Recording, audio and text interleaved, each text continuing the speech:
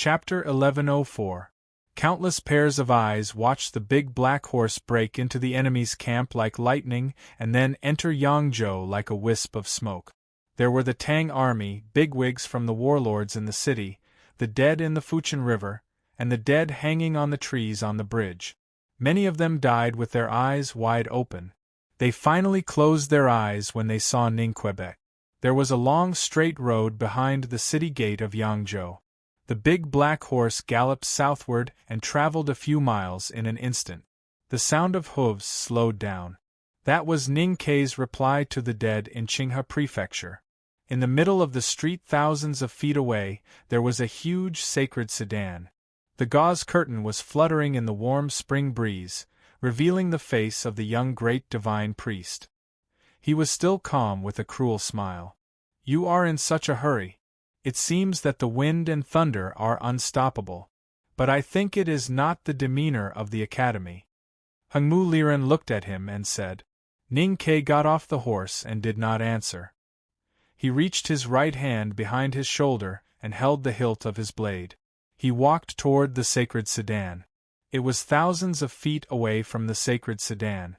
It would take him 1,000 steps to walk slowly. According to your fighting style, you never give your opponent too much time to prepare.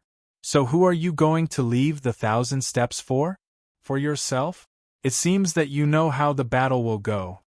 Hengmu Liren smiled with satisfaction and said, "It is not surprising that you can defeat a de easily in the wilderness, because talisman masters are naturally invincible.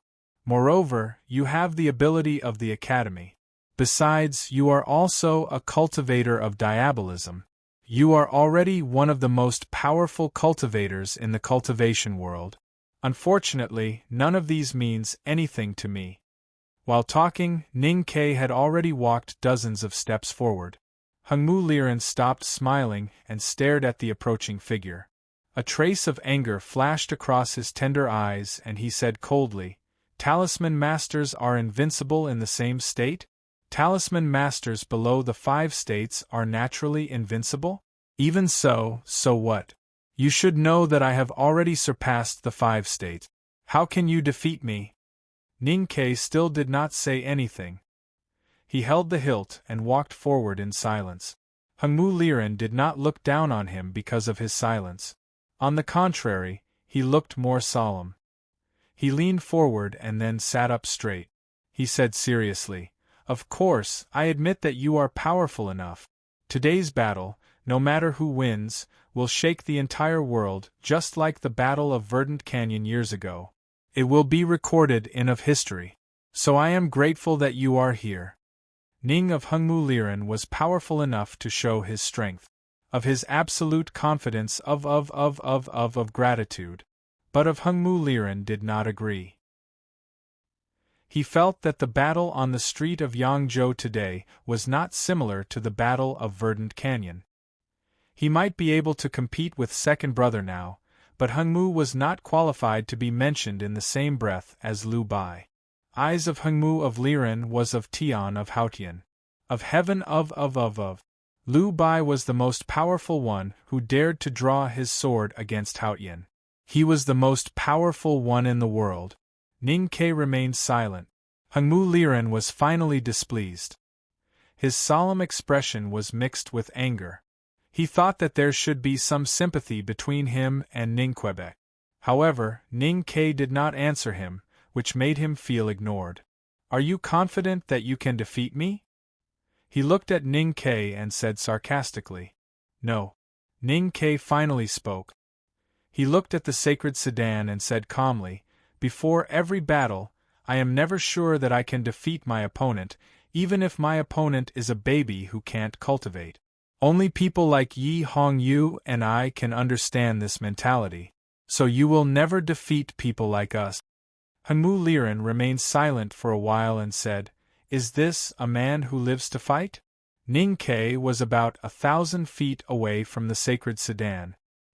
He loosened his grip on the hilt and then tightened it. Hengmu Liren raised his head and stared at his face. His eyes were shining and he said, "So, do people like you know why you fight?" Ning Kei raised his eyebrows and did not answer. It was meaningless. Hengmu Liren stood up slowly. The gauze around the sacred sedan moved without the wind and revealed his body. He was wearing indigo robe and had a peaceful and powerful aura. A distant voice reverberated through the entire Yangzhou city, and it was proud and certain. I am the son of Haotian. I love this world deeply. I fight for this world and for Haotian. Therefore I will win the eternal victory. Hearing this, Ning Ke suddenly let go of the hilt and rolled up the sleeves of his Black Academy uniform. He said, "Even though I don't like such a coincidence, I have to admit that I have been fighting for her." Then he came to the front of the sacred sedan. Tens of thousands of layers of gauze were blown up by the wind and then torn into pieces. The pieces had barely started to dance when Ning Ke broke through the sedan and stood in front of Hengmu Liren. Until then, the flagstones on the long street were broken into pieces. Smoke and dust were stirred up. Then the wind whistled. He exerted an unimaginable power and an unimaginable speed. He was extremely violent. Ning Ke looked at Hengmu Liren. In fact, this was the first time he met Hengmu Liren. They did not greet each other except for the time when they met by the iron arrow. He did not even see the face of this young Taoism before he punched at him. His punch was as heavy as Min Mountain. If it hit, even the sky would be cracked. No matter how powerful Hengmu Liren was, he could only accept his defeat. The wind from the punch hit him. Hengmu Liren's young face showed a shocked expression. He had taken Ning Ke seriously, but he did not expect Ning Ke to attack so quickly and violently. Yes, what Ning Ke wanted to do was to attack first. He wanted to use his rich fighting experience to bully this young Taoism, who was in a powerful state but did not know how to fight. That was why he gave up on the saber and chose to use his fists. Only when he could control his body so perfectly could he unleash absolute speed and end all the changes before all the changes happened. Ning Ke believed that Hengmu Liren might be able to do something at the last moment. But he would not be able to stop Tianqi. Therefore, he would not be able to resist Ning Ke's fist. Ning Ke's fist was as big as an earthenware bowl. With a loud boom, the streets of the city of Yangzhou exploded. It was much more terrifying than Hengmu Liren's thunder-like words. The shredded gauze around the sacred sedan shot out like arrows. Hengmu Liren lowered his head and looked at his chest with a mocking smile. His body was covered by a thin layer of clear light. He opened his hands and aimed at the sky. Ning Ke's fist did not manage to defeat him. It did not even manage to touch his body. The thin layer of clear light slightly caved in, like an indestructible armor, blocking the infinite power outside. 2 pure flames of Haotian's divine flame were burning in his palms. A majestic force came from the sky and poured into his body. This was the heavenly enlightenment. Ning Ke did not expect that his continuous silence as a foreshadowing, the hilt as a precondition, the momentum of his attack, and the final burst of power could be blocked by Hengmu Liren with absolute speed and strength. Because he did not expect that Hengmu Liren could achieve Tianqi in such a short time. He had fought with the powerful cultivators in the Tianqi state and heard from Sangsang about Wei Guangming's Tianqi before his death. Now he realized that Hengmu Liren's speed had surpassed Wei Guangming and Xiongchumo, and was almost as fast as the Abidine in Chang'an. What state was he in? Hengmu Liren raised his head and looked at him with a faint smile, as if he was looking at a clown or a dead man. The 5 states were a very high threshold for Taoism. Inside and outside the threshold were 2 different worlds. Tianqi was the highest state above the 5 states, but Ning Ke was still below it. Hengmu was already in Tianqi. How could he defeat him? Or, you can try that talisman. Hengmu Liren looked at him and said so with a faint smile. Ning Ke had written the unimaginable talisman in Chang'an, but he could not do it in Yangzhou. Because those who were loyal to the old Tang and those who were willing to fight with him had all been killed and hung on the bridges and trees. Ning Ke had prepared a lot for today's battle. So had Hengmu Liren. At this moment, there was a faint cry of cicadas at the end of the long street. Hengmu Liren was a bit shocked. Ning Ke remained calm. He knew that his senior sister did not come. That was the real cicadas welcoming the Empress. Only he himself could defeat Hengmu Liren. Back then, he wrote the talisman with the help of the entire Chang and defeated the Abbey Dean. Later, on the Peach Mountain during the Right to Light, he defeated Xiong Chumo with the help of Sang Sang. Now he had left Chang'an. Whether Sang Sang was in the Divine Kingdom or hiding somewhere in the human world, she was not with him. So how could he defeat Hengmu, who was a Tianqi cultivator? In fact, only a moment had passed. Ning Ke's fist was still on Hengmu Liren's chest. He suddenly loosened his fist and opened his palm just like Hengmu Liren did. They were not on the Peach Mountain, so Haotian's power did not flow into his body. A drop of crystal-clear liquid appeared in his palm. The liquid was clear and sticky. It melted in the wind and turned into a bit of qi. A bit of Great Spirit. The Great Spirit started burning fiercely in his palm, emitting endless light and heat. It looked no different from the Haotian's divine flame burning in Hengmu Liren's palm. It looked a bit weird. Suddenly, Ning Ke slapped on Hengmu Liren's chest with a backhand. Different from before, the thin and clear light that covered Hengmu Liren's body seemed to think that the Great Spirit was the same holy light and did not stop it. The burning Great Spirit poured into Hengmu's body. How could he defeat a Tianqi cultivator? Master Yen Sei's method was to cut the space so that Haotian's power could not completely fall into the cultivator's body. Yulian's method was to cut the world and take the cultivator into her own world to cut off the connection between the cultivator and Haotian. Ning Ke could not do that, so he had to think of other ways. Back when he was in seclusion in the cliff cave and inherited the youngest uncle's mantle, he had been thinking about one thing. Since the Great Spirit was so similar to Haotian's divine flame, if he did not consider the difference between religion and divinity, would the two energies be the same? Tianqi accepted the power of Haotian's divine flame, so there must be a limit on the cultivator's capacity. If someone poured more power into the cultivator, would the cultivator be overwhelmed? That was his method. Hengmu Liren was in Tianqi. His body was filled with Haotian's divine flame. He could not stop the process, but he could pour a spoonful of oil on the fire and rain on the river that had overflowed the dam. He believed that the divine flame that he poured into Hengmu Liren's body was more than enough to cause a qualitative change. A little bit of the Great Spirit? That was the cultivation that he had been cultivating day and night for years. It seemed to be a little bit, but it was actually almost infinite. After a light pat, Ning Ke's face turned extremely pale. Even his cheeks looked thinner. It was not hard to imagine how much power he had lost at that moment. Hengmu Liren's face turned pale too. But it was not pale because he was weak. Instead, it was pure and holy like jade. In contrast, his pupils had occupied his entire eye socket. They were pure and dark, extremely sacred, but with a hint of pain. The process only lasted for a short while. Dust and smoke rose up on the long street.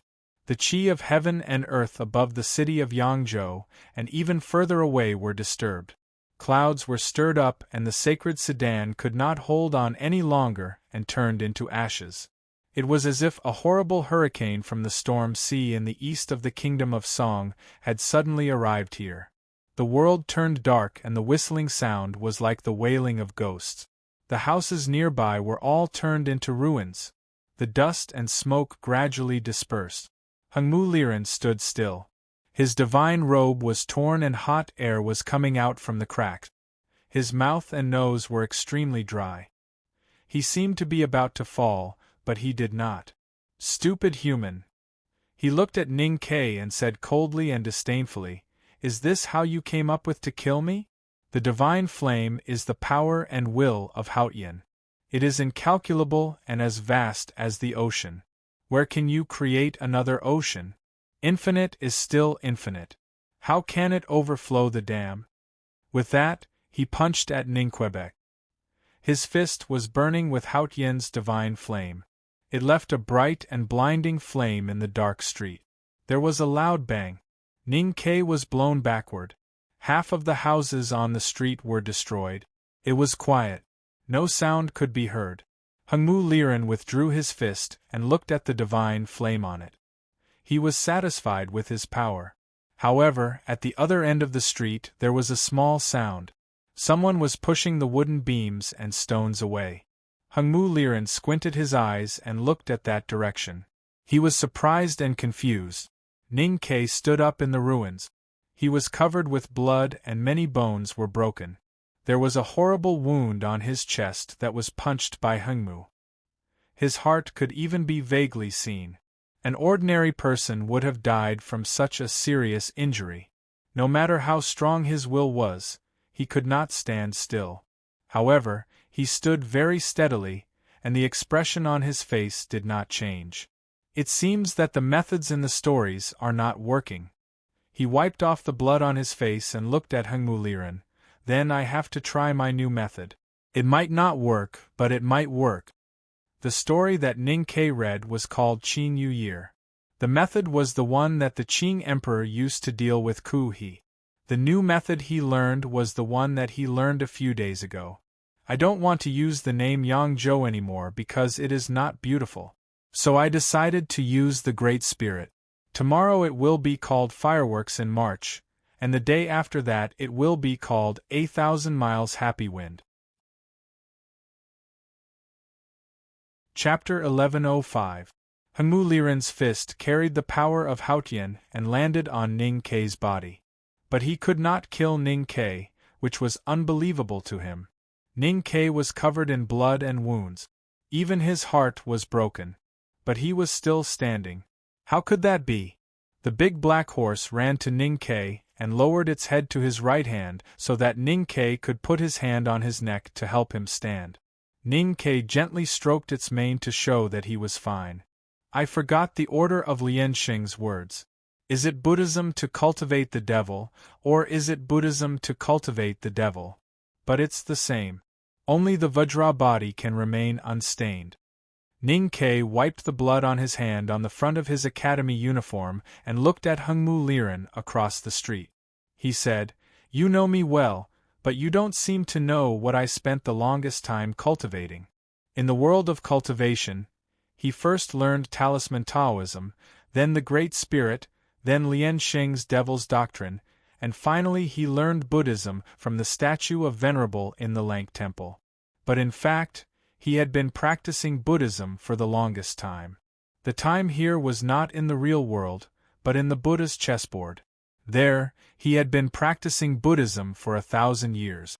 In the end, he had turned the mountain-like Buddha statue into Sangsang's appearance. And during that process, he had been with Sangsang. Sangsang had always been in his body and heart. His body and mind already possessed some kind of divinity. From this point of view, while he was cultivating Buddhism, he was also cultivating the devil. He had reached the extreme. What had happened in the world of the chessboard 1,000 years ago was the last memory he wanted to recall. Except for the eldest brother who vaguely knew a little about it, he had never told anyone about the details. Taoism regarded him as a great enemy and had collected a lot of information, but they did not know that the current him, in addition to those world-shaking means, also had the Dharma. Hengmu Liren did not know either, so he could not understand Ning Ke's words. But he felt uneasy subconsciously. His dark eyes were filled with vigilance. For a powerful cultivator like him, his mind could move the heaven and earth. The hurricane rose again in the city of Yangzhou. The clouds in the sky twisted and the aura of heaven and earth became chaotic. Hengmu Liren took advantage of the wind and came to the front of Ning Ke in an instant. His right fist that was burning with divine fire turned into a bright flowing fire and punched at Ning Ke's face like a meteorite. Late spring was also the beginning of summer. Apart from the corpses hanging on the trees between the bridges, the scenery inside and outside of Yangzhou City was excellent. The weeds were green and the wildflowers were in full bloom. The mist dyed the city into a magnificent fireworks scene. Previously, when the big black horse was galloping in the wilderness and under the shade of the trees in the city, an inconspicuous little yellow flower had fallen on its mane. Now it was shivering in the wind. Ninkei's right hand was stroking its mane and the little yellow flower. He picked it up casually. He picked up the little yellow flower with his fingers and faced the hurricane that filled the street, as well as the fiery fist. In the strong wind, the petals of the little yellow flower fell backwards, but it refused to leave the weak stem. An extremely compassionate aura was released from the petal. Hengmu Liren's fist slowed down, and could not land on Ningquebec. Ningke did not turn into a Buddha. He summoned the external Dharma idol. A faintly discernible Buddha appeared behind him. The Buddha did not have a broad forehead and big ears, but looked like a plump girl. It was not the Buddha or the Wisdom King, but Sangsang. It was the Buddha that he had cultivated for 1,000 years. Hengmu Liren said he was fighting for Haotian. Ningke said he was the same, and he had fought for her for countless years. Even now, he could let her fight for him. The burning Haotian's divine flame was still circling around Hengmu Liren's fist. It was bright and his face was extremely pale under the light. His eyes were filled with anxiety, anger and unwillingness.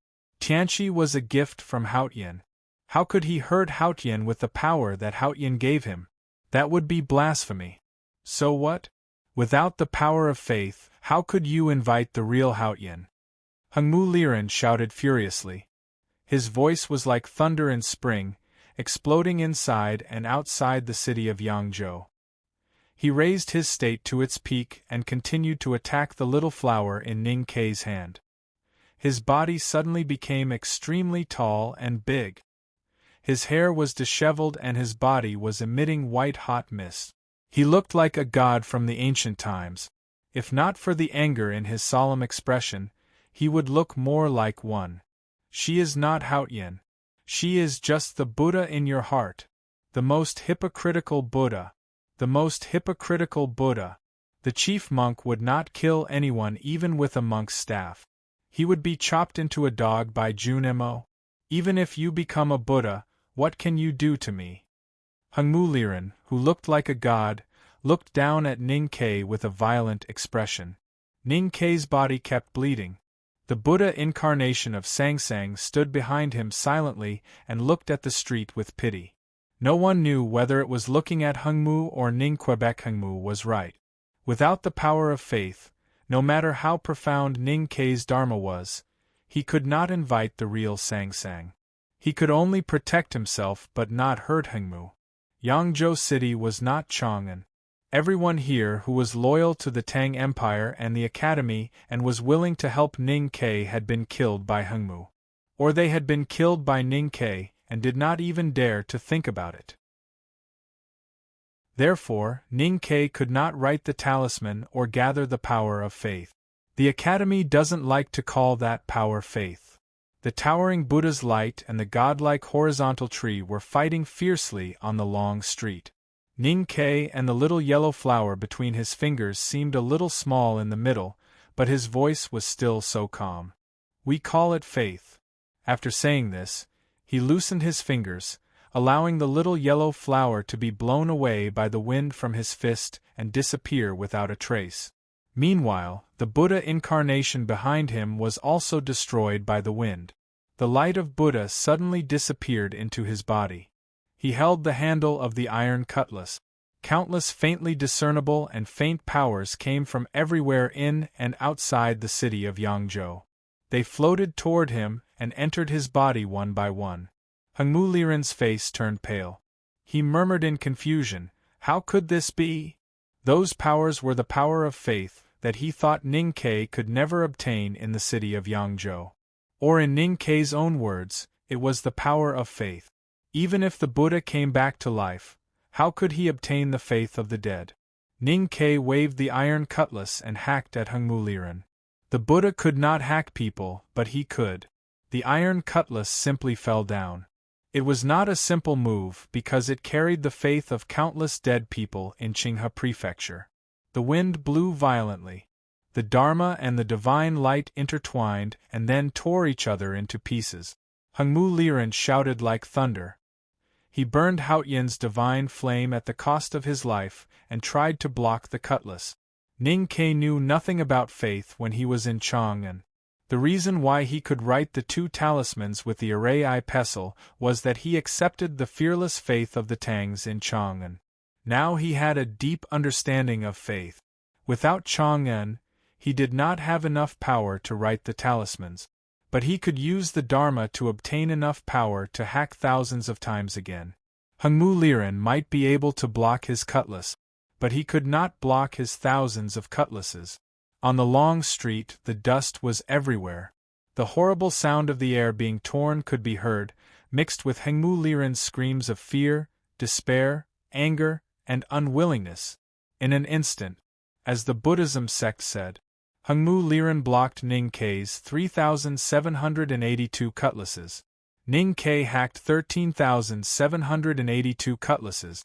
Therefore, 10,000 cutlasses fell on Hengmu Liren's body. The dust gradually settled. Hengmu Liren, who was like a god a moment ago, was hacked into an ordinary person. He was covered in blood and lowered his head.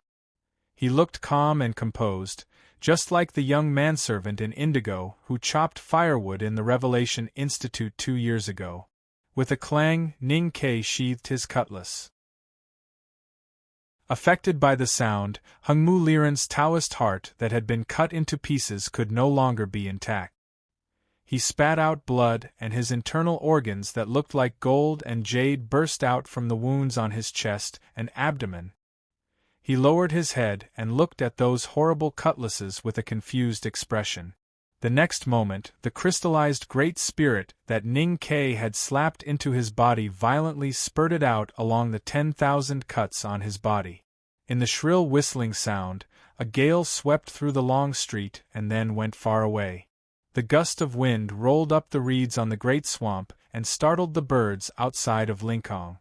It did not stop until it reached the West Hill Divine Kingdom and returned to the temple among the Peach Mountains. Ning Ke stood in the howling wind. He looked indifferent and tired. He did not feel happy at all. He ignored Hengmu Liren and sat down with his legs crossed to regulate his breath. The big black horse stood beside him and looked around vigilantly.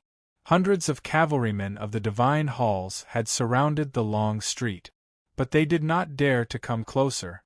I don't understand why. Hengmu Liren lowered his head and murmured. He sounded like he was in great pain. You're indeed very strong, and you've made ample preparations. You know that the iron arrow isn't my strongest technique. In order to destroy that technique of mine, you've even killed so many people. Ning Ke said, but you don't know that I have become a Buddhist cultivator. And you don't know that I have learned something in the wilderness. The dead and the living are all human beings. You killed those people, so you deserve to die. I see. Hengmu Liren raised his head and looked at him with a bitter smile. It seems that you have prepared a lot to kill me. Now that I think about it, I am willing to die. Ning Ke said, You think too much. With that, he stood up and jumped onto the big black horse. He looked around and saw the city of Yangzhou. There were small bridges, flowing water, fireworks, old trees and faintly crows. It was a miserable world, but there was no trace of her. Hengmu Liren looked at his back and shouted unwillingly, It is already the end. Can't you just admit that I am special? I am the son of Haotian.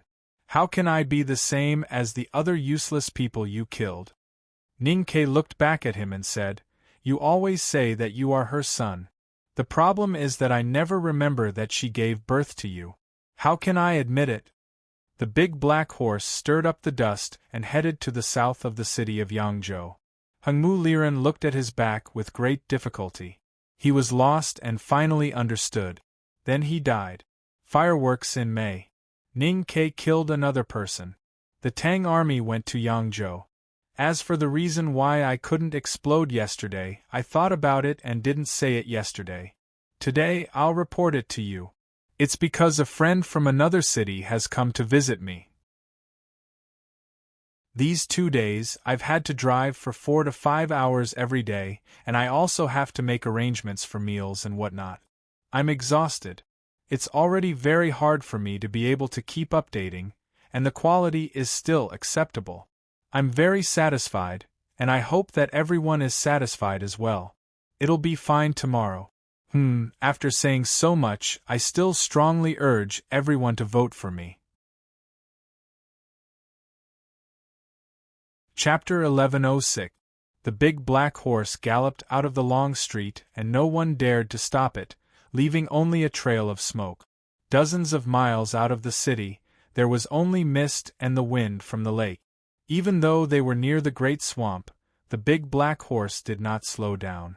Its hooves flew and continued to move forward, stepping on rocks and grass. It leaped high on the shore and landed on a South Gene Kingdom Navy warship several feet away. Countless splashing sounds could be heard. The South Gene Kingdom Navy officers on the warship did not dare to stay and jumped into the lake one after another. They did not care that the lake water was still cold in early summer. Those who could steer the ship had all left. How could such a large naval warship move forward on the lake? The sailors of the South Gene Kingdom and the people not far away all looked at the warship and the big black horse on the deck. Deep in their terrified eyes, they were watching a good show. Ning Ke turned over and dismounted from the horse. He took out several pieces of light yellow fu paper from the bag beside the saddle and casually pasted them on both sides of the warship's deck. He flicked his fingers and the fu paper gradually faded, as if it was being burned or melted by the lake wind. A not very strong but very stable talisman suddenly enveloped the entire warship. The chi of heaven and earth within a few miles of the lake was summoned. The sails were blown by the wind and the hull shook slightly. It began to move. Tens of thousands of South Gene Kingdom Navy officers saw this scene and were stunned. They had never thought that there would be someone in the world who could drive such a heavy warship by himself. The next moment, they began to speculate about how Ning Ke would control the warship's draft and direction. In short, their emotions were extremely complicated. Ning Ke did not care about the warship's draft. The great swamp lake was extremely deep. As long as they avoided the reeds and sand that could be seen with the naked eye, there would not be too much of a problem. As for the direction, it was very simple. He only needed the ship to go south. He did not care about the specific destination because the South Gene Kingdom was in the south. He had already prepared the talisman paper in Chang'an City and summoned the chi of heaven and earth to boost the ship. The battleship sailed at an extremely fast speed, and the heavy sails swayed uneasily by the lake wind. Fortunately, there were no leaks. It only took them half a day to board the ship from the south of Qinghe Prefecture to the shore in the south. They passed through the entire Great Swamp and arrived at dusk. Although the South Gene Kingdom had been through many troubles, it was still the second most powerful country in the Central Plains, second only to the Tang Empire. The response from the imperial court to the military was extremely fast. They were already prepared for his arrival. Countless cavalrymen surrounded the dock called Tay County. There were also hundreds of cultivators hiding in the woods on both sides of the official road, ready to attack at the command. Ning Ke knew very well what was waiting for him, but he had no intention of hiding his tracks. He rode on the big black horse and continued to head south expressionlessly. Strangely, no one attacked him. The cavalrymen and cultivators of the South Gene Kingdom did not even have the courage to attack him because of his name and the iron bow on his shoulder. They could only watch him move forward. This fact made them feel extremely disappointed. 100 miles to the south, a stubborn and proud mountain that looked like an ancient sword could be faintly seen in the distance. It was the former holy land for cultivation, the Sword Garret of the South Gene Kingdom. Looking at the Sword Garret and thinking of the proud swordsmen who were once enemies and then companions, Ning Ke reached out his hand to stop the big black horse. After a moment of silence, he looked at the vigilant cavalrymen and cultivators of the South Gene Kingdom and said, "I will stay here for a while." When the snow fell, He jumped off the city of Chang and disappeared from the world. Few people knew that he had secretly sneaked into the northern military camp and secretly made a risky plan with General Su Chi and fourth brother to destroy the Golden Tribe. When he and the Academy and the Tang army finally defeated the Golden Tribe in the city of Wei, he stayed for a few days to write talismans in blood. Then he did not stop. He went to the southern border of the Tang Empire, out of the verdant canyon, killed Hengmu, and went down to the Dingqing River in the Yangzhou. He had traveled thousands of miles to kill people and had not rested or slept for 100 days. His spirit and body had long been exhausted, but he still moved forward. It seemed that something was urging him to speed up, as if he was racing with someone. Today, in the territory of the South Jin Kingdom, at a place where he could see the sword garret from afar, he suddenly stopped and told everyone that he would stay here for a while. This was very surprising. The cavalrymen and cultivators of the South Jin Kingdom looked at him on the black horse with complicated emotions. They looked at his pale face and his haggard appearance. They thought to themselves, is he finally tired? Mr. 13 of the Academy, who was rumored to kill for fun and was close to the devil. Did he want to stop after killing so many people? Anything that lasted for too long or happened too frequently would eventually make people sick of it. Except for Ning Ke and Sang Sang, Jing Tingshan was the only one who never got sick of each other. The temperature in the south was relatively higher. In the fields and hills on both sides of the river, the heat was unbearable. The coalition army of the Divine Hall and the army of the Great River Kingdom, who had been confronting each other for a long time, were already extremely tired. Even the corpses of their dead comrades on the battlefield could hardly arouse their passion and desire to fight. A slender and slightly curved sword was carefully wiped by a white handkerchief. The blood left by the enemy in the morning was wiped clean. The body of the sword reflected the green mountains behind it and looked very beautiful. Cat Girl quietly wiped the sword. The cute and naive little girl in the past was now married and became the calmest or cold-blooded swordsman on the battlefield. The most horrible place like the battlefield was not only annoying, but it was also easy to train or change people. Zhuo Zhihua stood behind her and looked at the camp of the coalition army of the Divine Hall a few miles away. She frowned slightly and still could not understand why the great divine priest of South Sea would let the army set up the formation with their backs to the river. Even if the man had been fishing in the South Sea all year round and was completely ignorant of military affairs, the Divine Hall had never lacked real military masters. Her eyes were dazzled by the reflection of the sword. She could not help but squint and look at Cat Girl with a touch of pity in her eyes. Cat Girl's newly married man died in a surprise attack by the powerhouses of the Divine Hall more than 10 days ago. The newly married woman became a widow. Although the little girl looked calm, everyone could see the hidden pain and anger in her. The guardian of the Great River Kingdom had changed from the master of calligrapher to the queen. The women of the Black Ink Garden with swords on their waists were always the symbol of courage and virtue in this country. In this tragic war, the disciples of the Black Ink Garden had always been fighting in the most difficult and tragic places. If it were not for them, the coalition army of the West Hill Divine Palace with more cultivators would have already succeeded in breaking through this line of defense and killed into the hinterland of the Great River Kingdom. Of course, the main reason why Zhuo Zhihua and Cat Girl could fight so confidently was that there were 2 big chariots standing side by side dozens of feet behind them. A royal chariot surrounded by snow-white gauze and a sacred chariot surrounded by blood-red gauze. In the royal chariot sat the queen of the Great River Kingdom, Mo Shanshan, and in the sacred chariot sat the great divine priest of judgment, Yi Hongyu. There was also a sacred chariot in the hills on the south bank of the great river. It belonged to Zhao Nanhai. The great divine priest of the West Hill Divine Palace's Revelation Hall had been empty for a long time. Many people thought that Zhao Nanhai, who was deeply trusted by the Abbey Dean, would take over this position. However, They did not expect that the war would come so fast that there was no time for the succession ceremony of the great divine priest of revelation. Therefore, Zhao Nanhai was now only leading the coalition army with the title of Great Divine Priest of West Hill.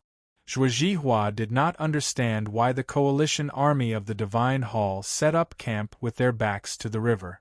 Zhao Nanhai, the great divine priest of the South Sea, did not seem to be afraid to show his terrible military ability to the whole southern continent. In fact, this lord who was born as a fisherman was very experienced on the battlefield. Some time ago, he successfully dragged the army of the Great River Kingdom into a trap. If more than 100 cavalrymen of the Divine Hall who were loyal to Yi Hongyu had not suddenly rebelled on the battlefield, the Great River Kingdom would have been hit hard. The news of Ning Kei's 2 battles in the city of Wei and Yangzhou had not reached here yet. However, the role of a real powerhouse in the war was becoming more and more obvious. It had gradually become an indisputable fact. If the Great River Kingdom wanted to survive under the terrifying pressure of the West Hill Divine Palace Coalition Army, they had to find a way to kill Zhao Nanhai, or at least threaten him so that he would not be able to focus on the battlefield. Thinking of this, Zhuo Zhihua turned around to look at the 2 large chariots. The queen could not enter the battlefield lightly, but what about the powerhouse in the sacred chariot? The sacred chariot beside the king's chariot was as bloody as it used to be.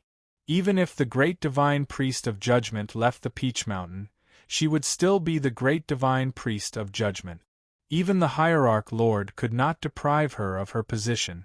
Naturally, her temperament would never change. According to her usual style, she would have long thought of killing Zhao Nanhai. Why was she still sitting in the sacred chariot after so many days?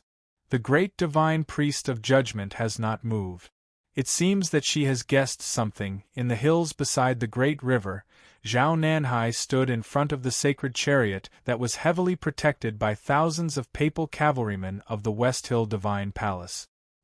He looked at the 2 large chariots in the Great River Kingdom's camp and frowned slightly. If she has guessed it, then Ning Kei might have guessed it too. After all, they are very similar. The situation in the Great River was dangerous. Actually, his situation had been very dangerous from the beginning. With Yi Hongyu's crazy fighting ability, and the Queen of the Great River Kingdom, who was proficient in talisman Taoism, there was an 80% chance that he would lose his life in this angry yellow river if the enemy really risked their lives to attack. That was why he ordered the West Hill Divine Palace Coalition Army to line up with their backs to the river. It seemed that he was risking his life and inviting Yi Hongyu and Mo Shanshan to kill him because of his judgment of the situation. But in fact, that was not the case. The great divine priest of the South Sea, who shouldered the responsibility of the divine halls in the south, was as thin and dark as before. He was silent, like the surging yellow river below the hills behind him. There was no need for words. He rarely talked to himself. At this time, he was not talking to himself, but to someone else. Ning Kei did not continue to the south. It seems that he has guessed something. A dull voice came from the sacred chariot. The river wind blew the gauze curtain, and a curtain of light could be vaguely seen. There was a figure behind the curtain. It was the hierarch of the West Hill Divine Palace, Xiong Chumo. Typing is easy, but writing is hard. Write an update. I won't make any changes today. I won't ask for monthly votes if I write more. I'll make up for it. Write as much as you can. I'll try to get a comment that I've turned over a new leaf, or a compliment for being handsome. Thank you. Chapter 1107. There was a middle-aged Taoist beside the carriage. He wore an ordinary Taoist robe and had an ordinary appearance. His expression was also ordinary, and there was nothing special about him. Naturally, no one knew his true identity. There were hundreds of red-robed priests from Peach Mountain in the West Hill Divine Palace Coalition Army. The most powerful force of Haotian Taoism was gathered here, not in the divine halls of Peach Mountain. Such a terrifying force was not only waiting for Yi Hongyu and Mo Shanshan, but also Ning Ke. When the news of the Golden Tent's destruction and the death of Ada and the National Master reached Peach Mountain, Haotian Taoism began to prepare. A few days ago, the news of Ning Ke killing Hengmu in the Qinghe River had also reached here. This fact made the most powerful people of the West Hill Divine Palace silent for a long time. According to Ning Ke's speed of killing people, he should be arriving soon. The hierarch, Zhao Nanhai, and the middle-aged priest began to prepare for the final battle. Even if Yi Hongyu and Mo Shanshan had some kind of tacit understanding with Ning Ke, the West Hill Divine Palace thought they could finish the battle in one go, because they had been preparing for a long time. To their surprise, Yi Hongyu did not attack, nor did Ning Quebec. If Yi Hongyu chose to wait and see because of her sensitivity to battle, then what about Ning Ke? Where did he go? Ning Ke did not go anywhere. Just like what he told the people of South Jin when he looked at the sword garret, he stayed in South Jin for a long time. He did not stay for sightseeing. He killed many people along the way. He would spare those who surrendered. He would kill those who did not. He did not surrender to the Tang, but to the people of the sword garret. These were the 3 sentences that Ning Ke told the people of South Jin. When the West Hill Divine Palace was ready to welcome him to the south, he stayed in the second most powerful country in the world and began to proclaim and show his cruelty. He had killed people in Panshan Commandery, in Linкong City, in the alleys and in the Imperial Palace. He had killed the new emperor of the Divine Halls of West Hill, the Prime Minister and many others. Time passed slowly but unstoppably as the people waited silently by the river and the cold-blooded killing of the South Jin Kingdom. It was midsummer in the world. Ning Ke disappeared again in the cruel weather. What he left behind were those words, his body full of blood, and the chaotic South Jin Kingdom. The Southern Battlefront Army and the Yulin Royal Guards of the Tang Empire had already recovered Qinghe. After purging the old warlords, they would continue their journey south after a short rest. How could the South Jin Kingdom resist them? He had really relied on his own strength to determine the direction of the kingdom war. Why? Because he could kill people, and he was good at it. In the past, the only person in the academy who could kill people like this was Ku Haoran. However, it had been a long time and he was gradually forgotten by the world. What he was doing now was to make people remember him again. He entered the city of Wei and the Golden Tribe perished. He crossed the Great Swamp and the South Jin Kingdom perished. Now he disappeared again. No one knew which country in the human world he had gone to and which country was about to perish. The midsummer had passed, but the heat was still hot. The trap that the West Hill Divine Palace had prepared for Ning Ke by the Great River had never appeared, nor had they expected that he would suddenly appear near the West Hill Divine Palace. The West Hill Divine Palace referred to Taoism, while the West Hill Divine Palace referred to the location, which was the solemn Taoist temple on the top of Peach Mountain. From the small town one could see the sacred place. The big black horse came to the West Hill Divine Kingdom and walked silently in the small town in front of Peach Mountain. Compared to the sacred Taoist temple on the top of the mountain, the town was quiet and secular, which was a sharp contrast. Ning Ke was going to buy some roasted sweet potatoes to eat, but he changed his mind when he entered the town. He thought for a while and got off the horse. He held the reins and walked to a shabby shop in the east of the town. Getting off the horse was a sign of respect. There was no one in the West Hill Divine Palace who deserved his respect, but the person in the shop was. Even though he did not know the person's character, he knew that he deserved it just because he was old. It was a butcher's shop, the only butcher's shop in the small town. Just like the small town at the border between the Kingdom of Song and the Kingdom of Yen, there was only one butcher's shop wherever the person was. The late summer was still unbearably hot. The town seemed to be in a steamer. The big black horse, who had continuously taken elixirs and eaten all the delicacies of the wilderness with Gaga, could not stand it even though its physique had been modified to be extremely special. It panted heavily. Even Ning Ke untied the collar of the front courtyard. The butcher's shop was even more stuffy. The air was filled with the smell of blood and boiling water. The air was suffocating and unbearably hot. The strong middle-aged man, however, was still wearing a leather apron. He stood in front of the thick chopping board and swung his heavy knife. Not a single drop of sweat could be seen on his bronze-colored body. The blade fell, and what splashed out were snowflakes formed by blood and fat. Ning Ke stood outside the door of the butcher's shop and looked at the butcher behind the chopping board. He said, "Hello?" The butcher did not look up at him and continued chopping the meat. He said, "Just so." Ning Ke was silent for a while and asked, "Have you seen her?" The butcher stopped chopping the meat, took a piece of cloth from the rope, and wiped his face and hands. Ning Ke continued, "I've been beating her for a long time, but I haven't found her." The butcher threw the wet cloth on the butcher's knife and looked at him. He said, "You're not as fast as the three of them, so of course you're not as fast as them." There were two words in that sentence. The first word referred to speed, and the second was the time it would take to find her. Ning Ke thought for a while and nodded politely. He said, "Thank you. I'm leaving now." The butcher reached out and held the handle of the knife through the wet cloth, so that his hand would not slip. "Where are you going?" "I'm going to continue looking for her." "Do I need to kill to find her?" "I thought even if I couldn't find her, I could at least force the Abbey Dean to come back." "You've killed tens of thousands of people, and the Abbey Dean hasn't shown up. Why do you still need to kill?" Ning Ke raised his eyebrows and looked at the butcher.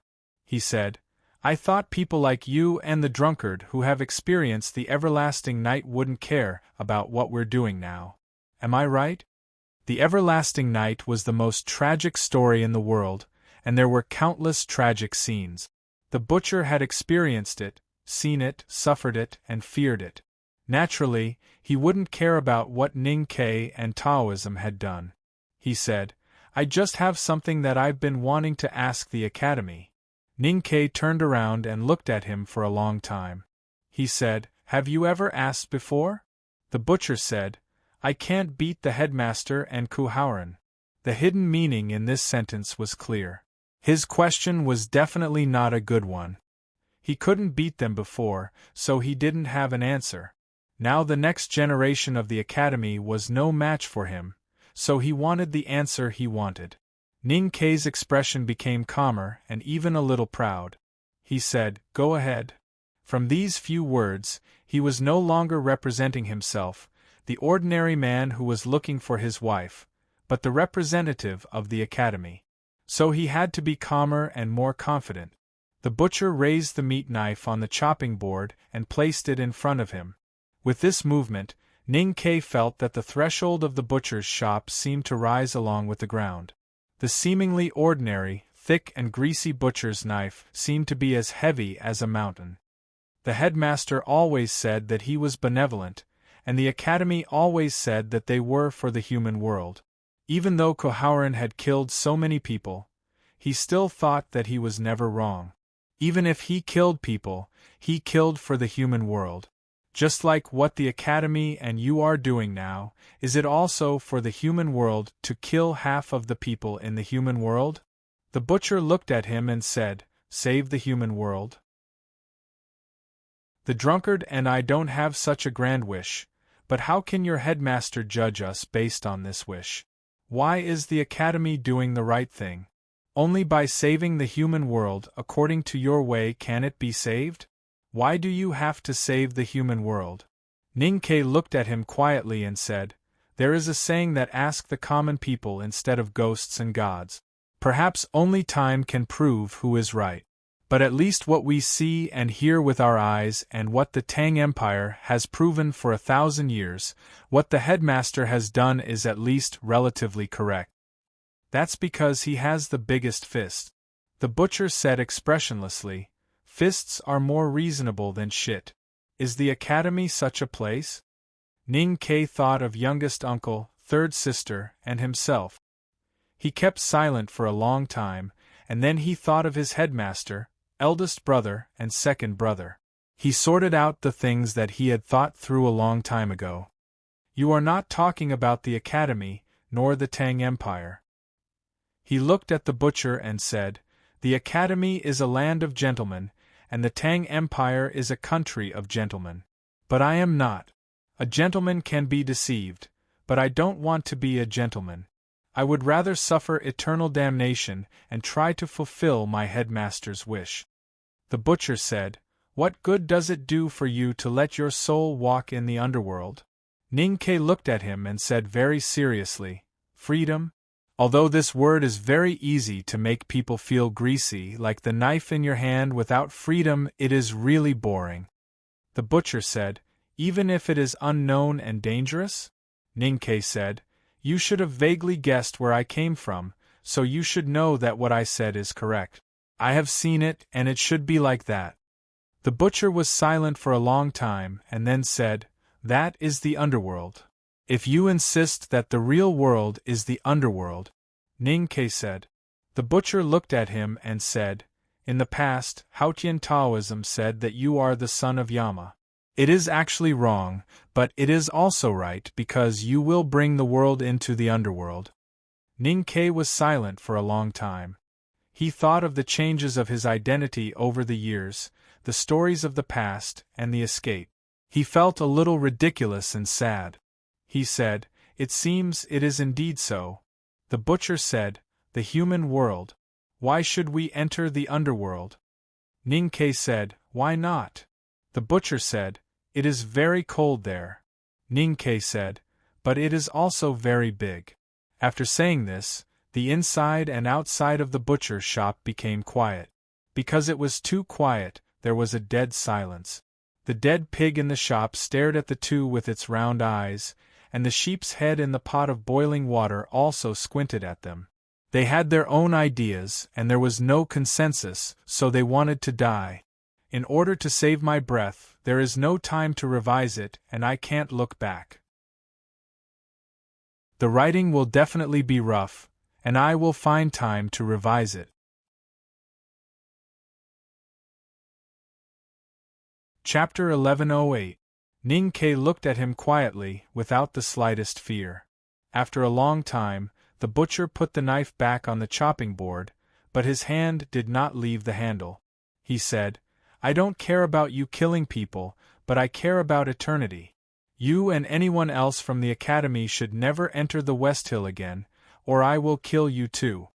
Ning Ke said, I'm already here. How can you kill me? The butcher did not answer. He just tightened his grip on the knife. The saber in his hand was the answer. The saber was as heavy as a mountain and as sharp as the wind. From the beginning of human history to the end, it had been the most terrifying saber. Just like the cyan steel sword that Koharan once held upside down. Ning Ke's expression became serious. His right hand did not reach behind his back to hold the handle of the iron knife. His iron knife was strong, but it was not as strong as the butcher's. I can't beat you, but you can't catch up with me either. After saying this, Ning Ke turned around and left the butcher's shop with the big black horse. The butcher stood behind the chopping board and looked at his back quietly. His eyes were as sharp as knives. The closer Ning Ke got to the Peach Mountain, the sharper his eyes became. The farther Ning Ke got from the Peach Mountain, the calmer his eyes became, like an old knife slowly being sheathed. Under the gaze of the butcher, Ning Ke walked out of the small town. He looked back and saw several divine halls under the blue sky and white clouds. The butcher's shop was the same as before in the small town of Kuxia. He could not help but think for a long time. He was no match for the butcher, and he did not know if anyone from the Academy could beat him. The butcher was guarding the Peach Mountain, so the Tang cavalry could not enter the mountain. Neither could the people from the Academy. Ning Ke came here today to see if there was a peaceful solution. Unfortunately, the butcher had made his stance clear. The Academy had to think of another way. There was only one person who could change all of this. The South Jin Kingdom was surrounding the West Hill Divine Kingdom. Further south was the great river. There were many small countries in the east. The Song Kingdom was the Song Kingdom, and the Qi Kingdom was the Qi Kingdom. All the countries were preparing for war. At the end of summer, Ning Ke left the West Hill Divine Kingdom. He did not go to the Great River, but to the east.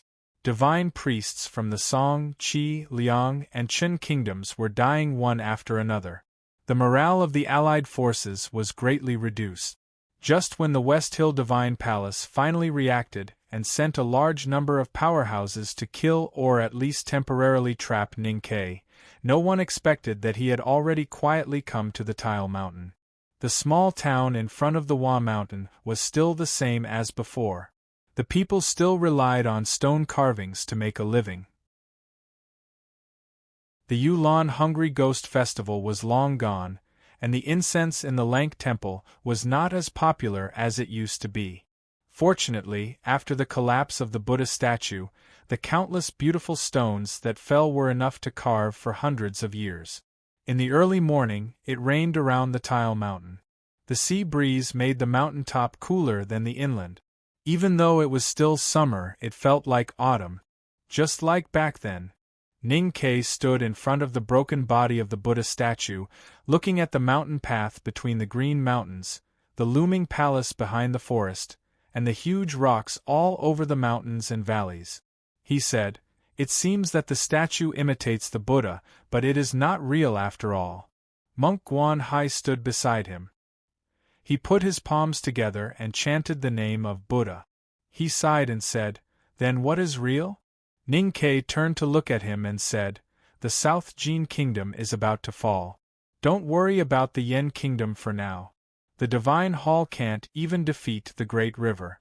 Do you think Haotian Taoism can make a comeback? Victory is the only thing that matters."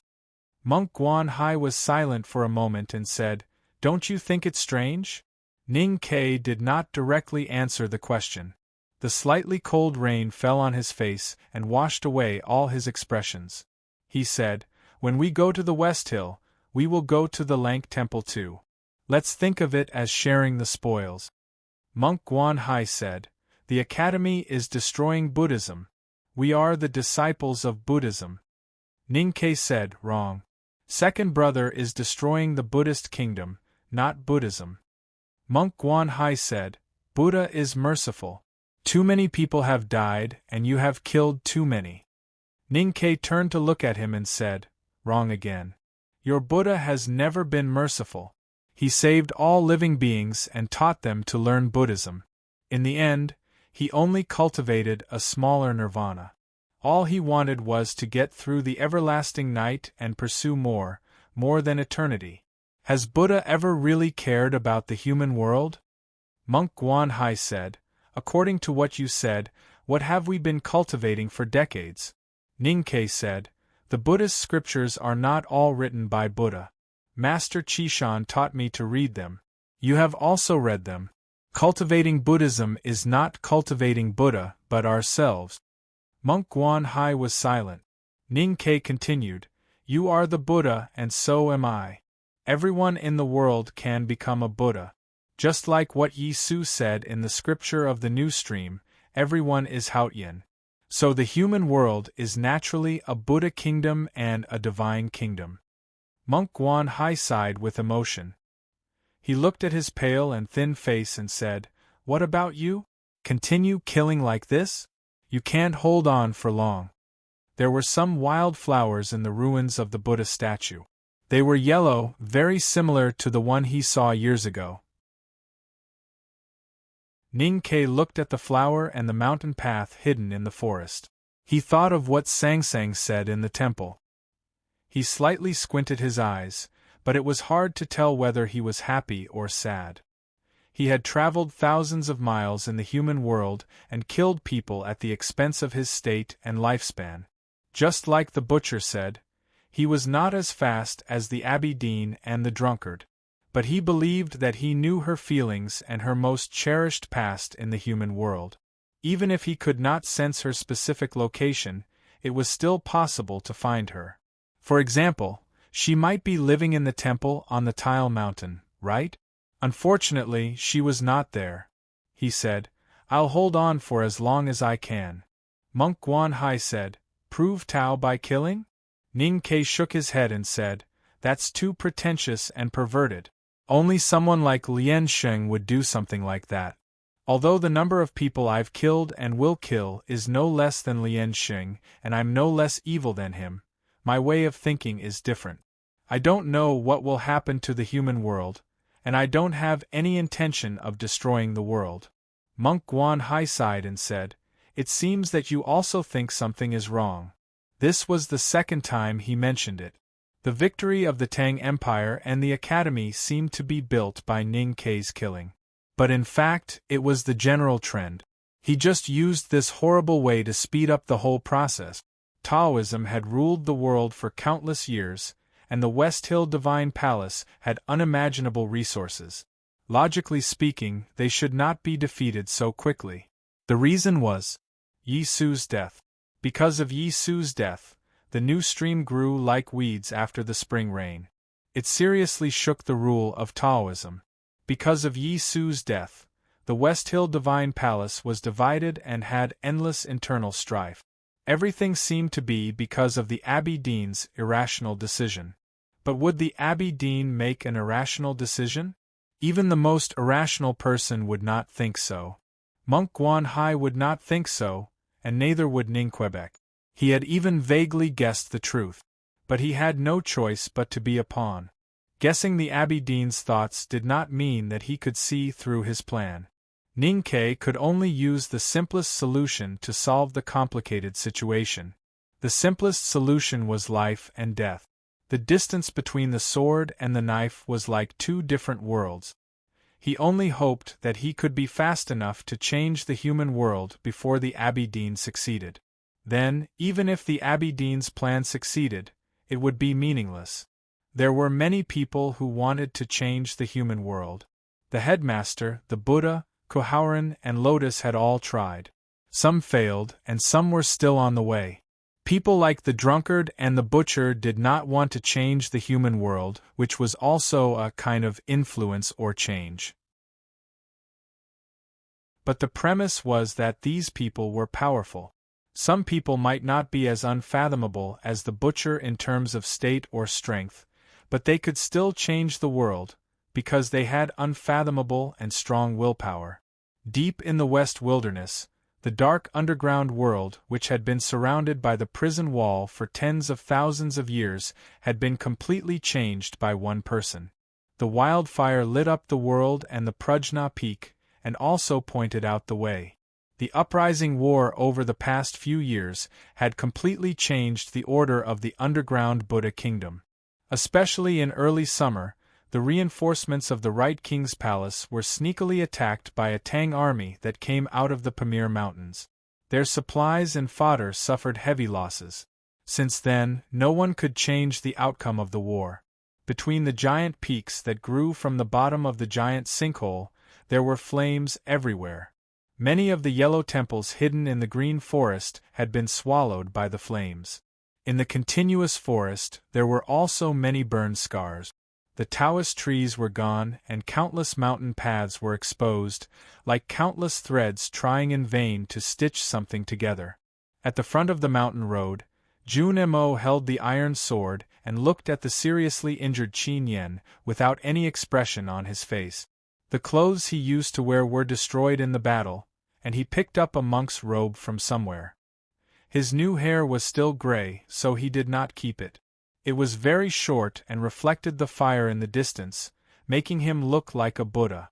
Under a Bodhi tree not far away, Master Huang Yang had already closed his eyes and left. As a Tang, he did not know how to deal with the Academy and the Buddha kingdom. He did not know if he had found the answer after years of hard thinking. But no one was qualified to say that it was escape or, more accurately, relief.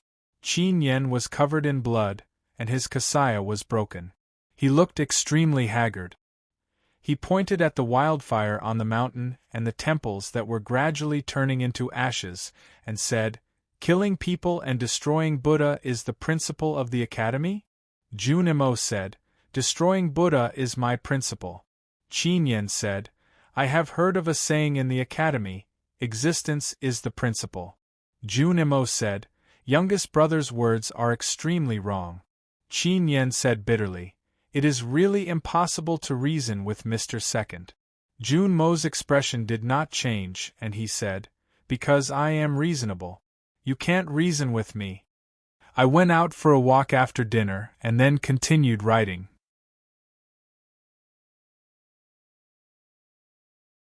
Chapter 1109. Qin Yen looked at him and said with a complicated expression, what is the hatred between the Buddha and the Academy? From you to Ninkei, it seems that you all want to destroy the Academy. No matter what happens, you will not stop. Junimo said, the Academy does not enforce justice for heaven or ask questions for the human world. We only do what we want to do. We have our own reasons. You are of no benefit to the world. Why do you exist? Qin Yen pointed to somewhere on the cliff platform and said, the pear blossoms in the unknown mountains are beautiful, but no one can see them. They are of no benefit to the human world. Why do you exist? Junimo shook his head and said, the pear tree needs the nutrients in the soil and greedily takes the sunlight. The weeds under the tree must think differently from you. The Buddhism sect does not produce and only wants the human world to worship them. They are no different from Taoism. They are locusts and you are maggot. They are equally disgusting. Qin Yen disagreed and said, the Buddha land is a paradise. Countless sages have meditated for thousands of years. They have their own spiritual fruits and thoughts. I don't ask you to respect them, but you should at least leave some seeds. The Buddha land is a paradise for monks, but a purgatory for the wicked. Only you can enjoy the fruits and jade. The metaphysical is called Tao. If you want to talk about Tao in the human world, you must let most people live like human beings. Junimo continued, you want to persuade me with youngest brother's words. Let me give you some of youngest brother's words. He once said, there will be steamed buns, rice wine, and everything else. As long as people are alive, everything can be reborn, such as your fruits and jade, and those Tao. Qin Yen was silent for a long time and asked, what else? Another one is that all bald donkeys should die. Senior brother, what you said makes sense. Junimo added, the senior brother he was referring to was me. Qin Yen couldn't help but laugh bitterly. He was defeated by the iron sword today. The monks of the commandment hall were either dead or seriously injured. The monk soldiers and the noble armed forces in the tribes could no longer resist the tide of millions of slaves. Was the Xiankong temple or the Buddhism sect really going to perish? As a world wayfarer of the Buddhism sect, Qin Yen felt very painful and unwilling to see such a scene.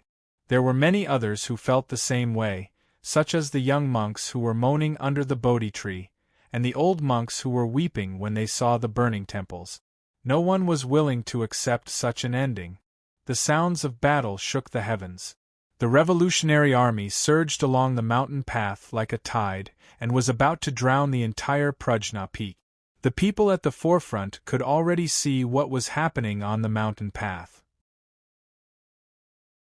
Looking at those slaves who used to be lowly burning the temple like madmen and running around recklessly, Qin Yen felt that these people were crazy.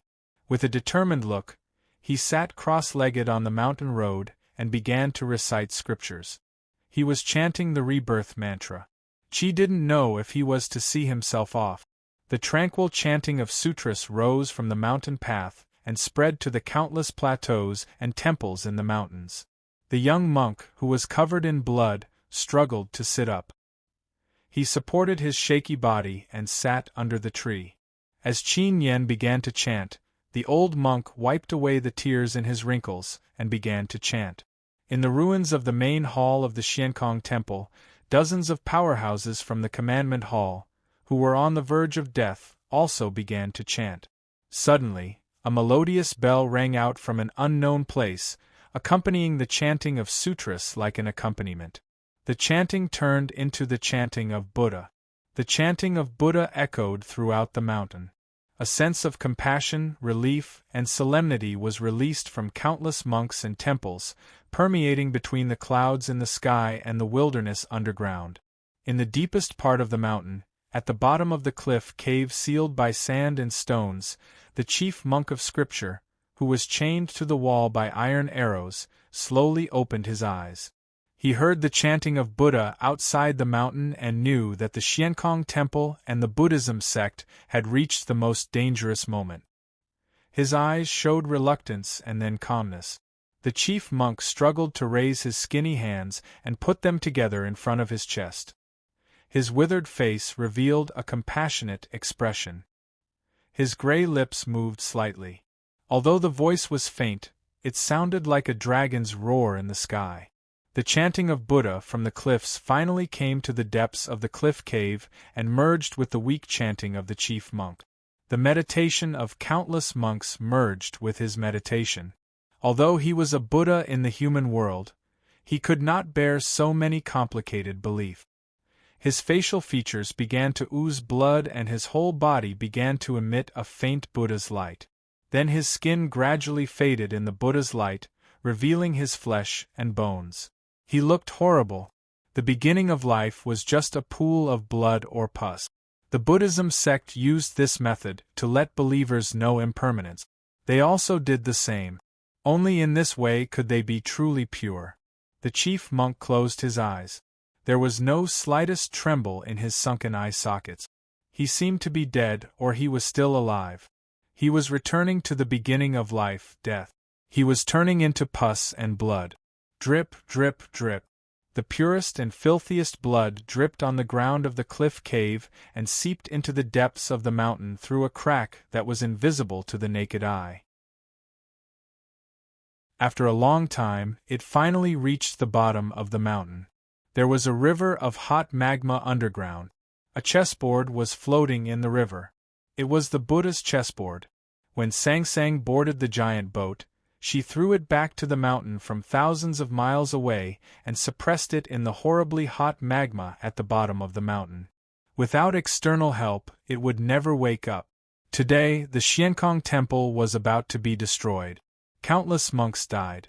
Their souls floated into the chessboard to replenish their spirit. Then the chessboard finally woke up with the help of the chief monk's blood. On the mountain road, Qin Yen was covered in blood. He led thousands of monks and confronted countless uprising slaves. In the chanting of Buddha, the cliff of the mountain began to peel off. Smoke and dust were everywhere. This mountain was called Prajna Peak. It was transformed by the remains of the Buddha. The cliff plateau of the Prajna Peak was gradually destroyed. The cliff gradually became flat and blurred. That was the appearance of the Buddha. Suddenly, a white crane flew from the west. Suddenly, heavenly flowers fell from the clouds. The Buddha's light illuminated the world at the bottom of the giant sinkhole. The Buddha was dead, but he was still alive. No one could find him. Sang Sang and the headmaster could not find him, nor could they completely erase his existence. The Buddha woke up in the chessboard and looked at the human world quietly. He looked at those human beings who dared to destroy him like ants. There was no pity, only majesty and anger. The revolutionary army looked at the top of the mountain in horror. Looking at the majestic face in the light of Buddha, their bodies trembled uncontrollably and their faces became extremely pale. That was the real Buddha. They had never understood Buddhist scriptures, but they had been devout believers since childhood until June Mo appeared. They began to doubt whether the Buddha existed or not. Even if he existed, it was meaningless. Today, the Buddha appeared in the human world. The awe rooted in the depths of their souls made it difficult for them to think. They subconsciously let go of the weapons in their hands and knelt down in fear in front of the Buddha transformed from the mountain. The chanting of Buddha and thousands of monks were solemn. No one dared to stand. Jun Mo stood with his head slightly lowered and his expression was indifferent. There is one more chapter. It is almost finished. I will update it soon.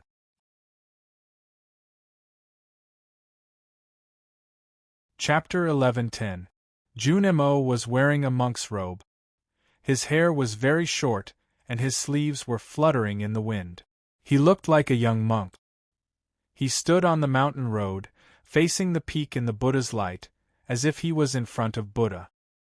He was silent and did not raise his iron sword to fight again. He was not afraid of any enemy, even Buddha. The chessboard had been suppressed by Haotian for many years. Even if Buddha was resurrected and came back to the human world through the mountain, he would be much weaker than Buddha in his heyday. At least he had a chance to interrupt the process. Buddha might really be waiting for Taoism and the academy to suffer losses and then come back. But he didn't care. He didn't care anymore. He didn't do anything. He put his hands behind his back, and the iron sword was behind him. He was very tired. His eyebrows were very straight, like a sword which could be used to fight. Like a ruler which could be used to measure. He didn't want to fight anymore, because he was still lonely in the human world. On the mountain peak, everyone was kneeling. Those who had fought bitterly with him for many years had knelt the moment the Buddha ancestor revealed his true form. He stood alone and felt really lonely. He didn't want to measure, because it was really hard to measure people's hearts. There was a thin layer of frost between his eyebrows.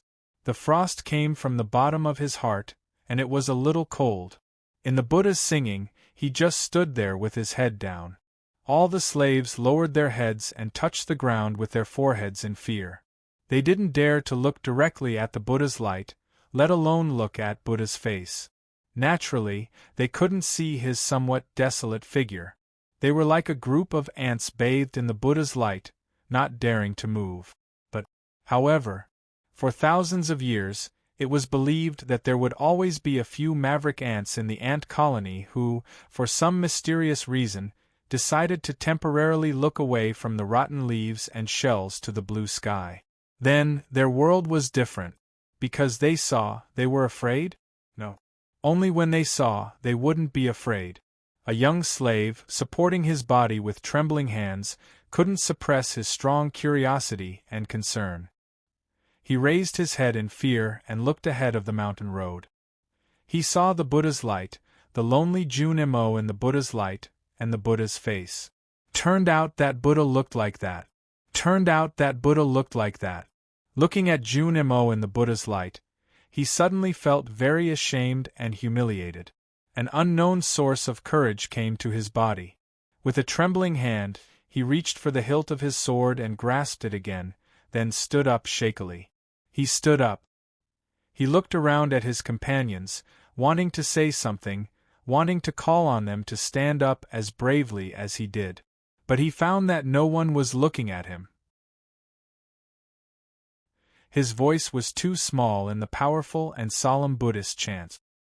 He felt a little lonely, so he understood Junmo's loneliness and pride. He wanted to say something to Junmo, but he didn't know what to say. He looked at the towering Buddha light, at the Buddha, and at the disciples of the Buddha. He wanted to debate with them, but he realized that he couldn't even understand the Buddhist scriptures they were singing. He was getting more and more irritated. He scratched his head anxiously.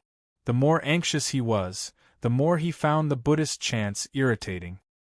His chest heaved up and down, and his breathing became rapid. In the end, all of his emotions gathered together and turned into 3 words, bursting out from his lips. He looked at the Buddha in the Buddha's light and shouted, "Shut up!" At this moment, the Buddhist chanting seemed to stop for a moment. Many people heard these 3 words. Junmo lowered his head. The tiredness between his eyebrows somehow faded, and the corners of his mouth were slightly raised. Qin Yen remembered the conversation he had with Yi Su in the wilderness many years ago. When the chief monk was preaching, I saw countless flying ants bathing in the light and rising. The flying ants will eventually fall, and they will never touch the sky. The ants can fly and fall, but they are better at climbing, and good at laying the foundation for their companions. They are not afraid of sacrifice.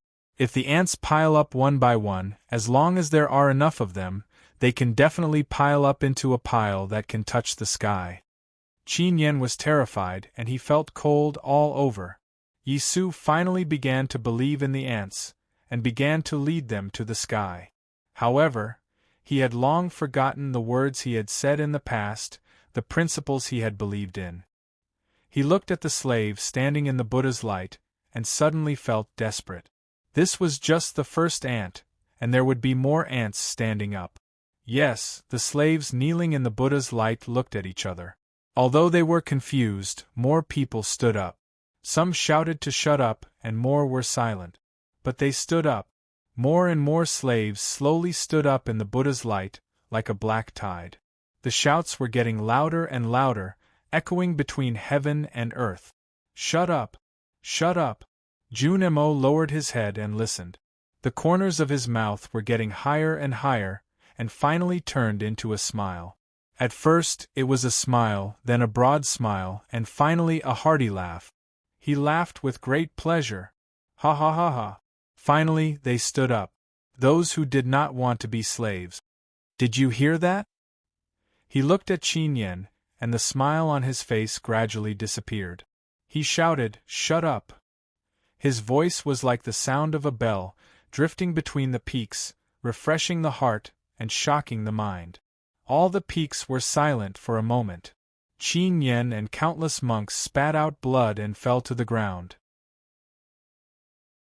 The Buddhist chanting stopped. The Buddha in the form of the mountain was still quietly looking at him in front of him. Junemo looked at him and shouted, "Even if you are really the Buddha, so what? I cultivate Buddhism, and I am the Buddha. All living beings in the world can become Buddhas as long as they want to. Then why do I need you as the Buddha?" Under the peaks, in the sky and on the ground, there was no supremacy.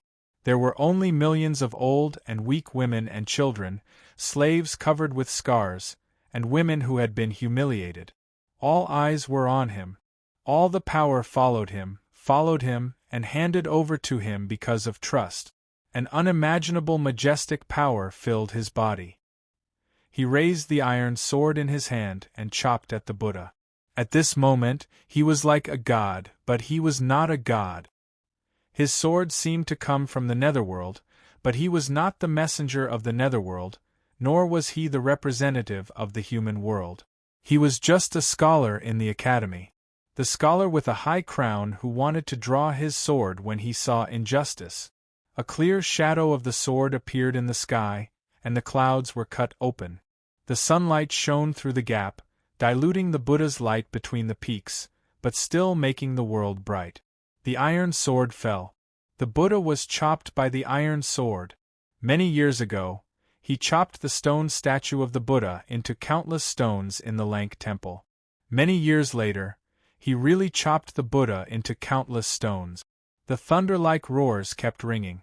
The cliffs cracked, the mud and stones fell, the trees were uprooted, and the temples were shaking. The wails and cries of the monks could be heard everywhere. Everyone left the peaks and looked at the collapsing cliffs from dozens of miles away. They were shocked by the scene and didn't know what to say.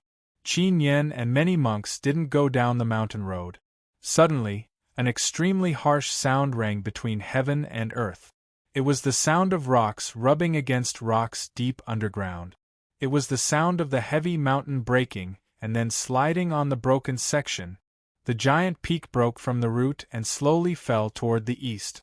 The mountain was too high and it was very slow at first, but it gradually accelerated in the end.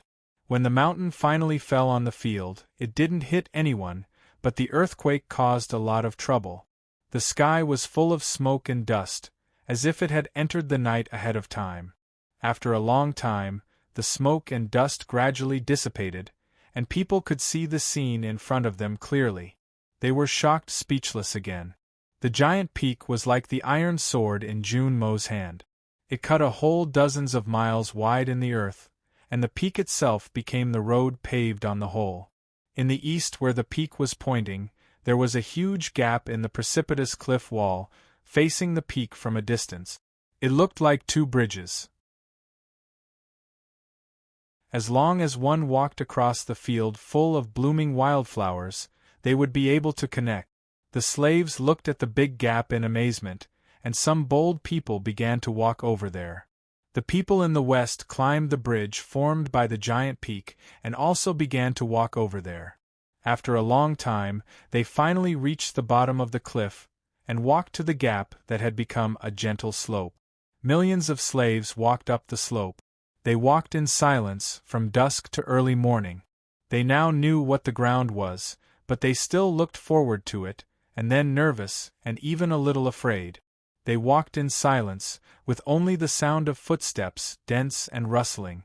Anyone who saw this scene and heard these footsteps would be moved.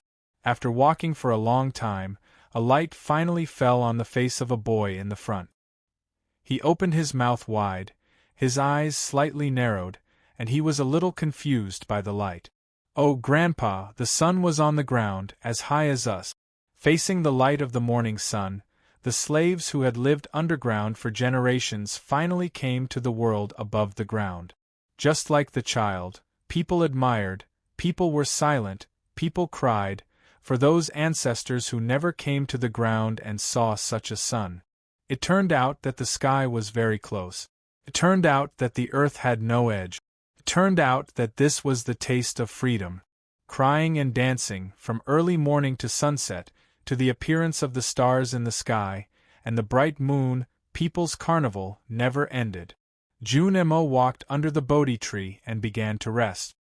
He looked at the traces left by Buddha's nirvana under the tree, did not say anything, looked up at the moon and said, "In this matter, teacher, you are not as good as me. This chapter is awesome. I suggest you go back to the preface. There are 2 paragraphs that are exactly the same. I'm awesome. Of course, I just copied it. Finally, I wrote this paragraph, which is one of the several chapters of the night. The last sentence is my comment, not about fighting, but about other aspects. Anyway, I'm happy today. Tomorrow, let's talk about tomorrow's things." Chapter 11:11. Compared with the dark and miserable world underground, the wilderness above ground was indeed as beautiful as the pure land of bliss at the end of summer. But how could there be a truly clean place? Although the Right King's palace was in a difficult situation after being harassed by the Tang Empire's Western Expedition Army, it still ruled the vast wilderness and the battle continued. After a few days, Junemo returned to the Bodhi tree to rest again. At this moment, Tang came from afar and looked at him quietly for a long time. He said, "You've worked hard. I admire you." This was true admiration. Junemo had proved himself to be the most powerful among the powerhouses of their generation. But it was not because of his strength that he could make an arrogant master of the devil's doctrine like Tang admire him. Junemo stood up and said, "It's not hard to do what I want to do." Perhaps it wasn't mentally tiring, but his body was covered in dust and his face was full of fatigue. Anyone could see how much damage and exhaustion the past few years of endless fighting had taken on him. Tang looked back at the restless cavalrymen of the Right King's palace in the distant wilderness and said, "Leave it to me. We desolate men have wandered in the world for thousands of years. We are experienced. Go and rest." Junemo did not thank him, nor did he rest. He used his empty sleeves to wipe off the dust on his monk robe and turned to leave. Tang stroked the legendary Bodhi tree and said, "I thought you would cut down this tree. Don't touch this Bodhi tree and the chessboard in the peak. Youngest brother needs them." After saying this, Junemo walked towards the southeast without saying goodbye. There were still many things to deal with in the Central Plains. The underground slaves came out of the giant sinkhole and saw the real and boundless world. But this world was also a bigger giant sinkhole. He wanted to bring more people to a bigger world. This was something that the headmaster of the academy, youngest uncle, and the generation of the academy had never forgotten. Shouts gradually sounded in the wilderness. The slaves who had fought side by side with him for several years looked at his back reluctantly. The news of his departure spread further and further. Millions of people around the countless bonfires did not dare to ask him to stay. They all knelt down to see him off like waves of wheat. Summer passed and autumn came. The flow of time seemed to have slowed down a lot. Too many things had happened in this year. For the common people who had been living a difficult life and waiting helplessly for the end, it was really difficult to bear. However, for those who were racing against time, they felt that time had passed too quickly. There were still many things that they had not done in time, and time had gone to who knew where. It had been a long year for the Tang Empire. It had been a long year. The imperial court and the three armies had worked together. They had finally withstood the terrifying pressure coming from all sides of the border and started the counterattack. In the past 2 seasons, the Tang army had destroyed of the Golden Tribe and recovered the Qinghe River. They had shown their valiance and fearlessness to the world. The Tang did not have to worry about the most powerful enemy in the north of the north. They had paid a great price. The northern army and the wilderness of the army of the wilderness, of the wilderness of the wilderness, kingdom of wilderness, kingdom of the wilderness of kingdom, and kingdom as of the Tang, kingdom of Tang of war. It was not time to recuperate and return to the Xiangwan plain. But the Tang Empire needed to rest. The human world ushered in a short but precious period of peace. Because everyone knew that the peace was just an illusion. The main force of the Tang army stopped at Qinghe Prefecture and did not continue to the south. They rested and reorganized their navy. However, the South Jin Kingdom had fallen into chaos because of Ning Kei's bloody assassination that did not care about the status of the powerhouses. It seemed that the once second most powerful country in the world could not stop the iron hooves of the Tang army from the south. On the 2 most important battlefields, Haotian Taoism had suffered a crushing defeat and had lost all initiative. Based on the current situation in the South Jin Kingdom, the West Hill Divine Palace finally realized their position. They withdrew the troops that were invading the Great River as quickly as possible and withdrew all the powerhouses back to the West Hill Divine Kingdom. In the human world, only the West Hill Divine Kingdom, the Yen Kingdom, and the corner of the Eastland were still under the control of Taoism. Some of the more important places were already under the control of the Tang Empire. Even the small countries that were loyal to the divine halls of Song, Qi, Liang, and Chen were in an extremely turbulent situation. Chen Pipi led more than a dozen disciples left by Yi Su and even more followers, ignoring the danger of being chased by the experts of the divine hall. They kept preaching along the coastline, igniting the flames of apostasy one after another. The situation of Taoism was as precarious as a pile of eggs, and it seemed that it would be destroyed at any time. The reason why the flames of the new stream burned so fiercely was not only because of the shock and indescribable impact of Yi Su's sanctification on the ordinary believers, but also because of the situation in the world. Many people, including some divine priests of the divine halls of West Hill, thought that the world had been settled. The divine halls of West Hill would inevitably be replaced by the Tang Empire, and Taoism would naturally be replaced by the new stream supported by the Academy. Countless divine priests of the Taoist temples in the cities and towns fled with the gold and silver they had plundered over the years. Not to mention exterminating the new stream, the true devout believers could not even find a suitable place to pray for Haotian's mercy. But was the world's situation really settled?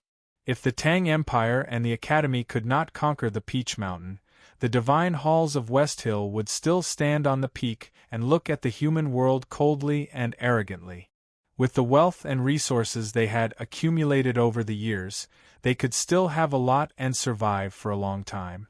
Who knew what would happen in the future? 1,000 years ago, Taoism gathered the whole world to fight against the Tang Empire. Countless powerhouses of the knowing destiny state left their seclusion deep in the mountains and went to Chang'an. The Tang Empire was in a dangerous situation at that time, and the world's situation seemed to be settled. But who would have thought that the headmaster of the Academy alone could solve all the problems and establish the Tang Empire's undefeated reputation for 1,000 years? They could not declare victory until the final victory, and they could not stop fighting until the battle was over. Jun Mo believed in the latter, while Ning Ke and Yi Hongyu believed in the former. All in all, the vast human world had never been simple. Moreover, those who stood at the top of the human world knew that if they could not determine the outcome of the Haotian divine kingdom, the outcome of the human world could be reversed at any time. Of course, the outcome of the human world was also very important. Everyone's eyes were following the traces left by Ning Quebec. They watched him go from the wilderness to the Qinghe River, and then to the Southeast Sea.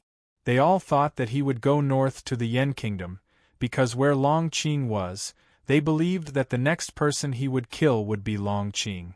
The powerhouses of the Divine Hall and the Yen Kingdom's cavalry were waiting for him, but he never came.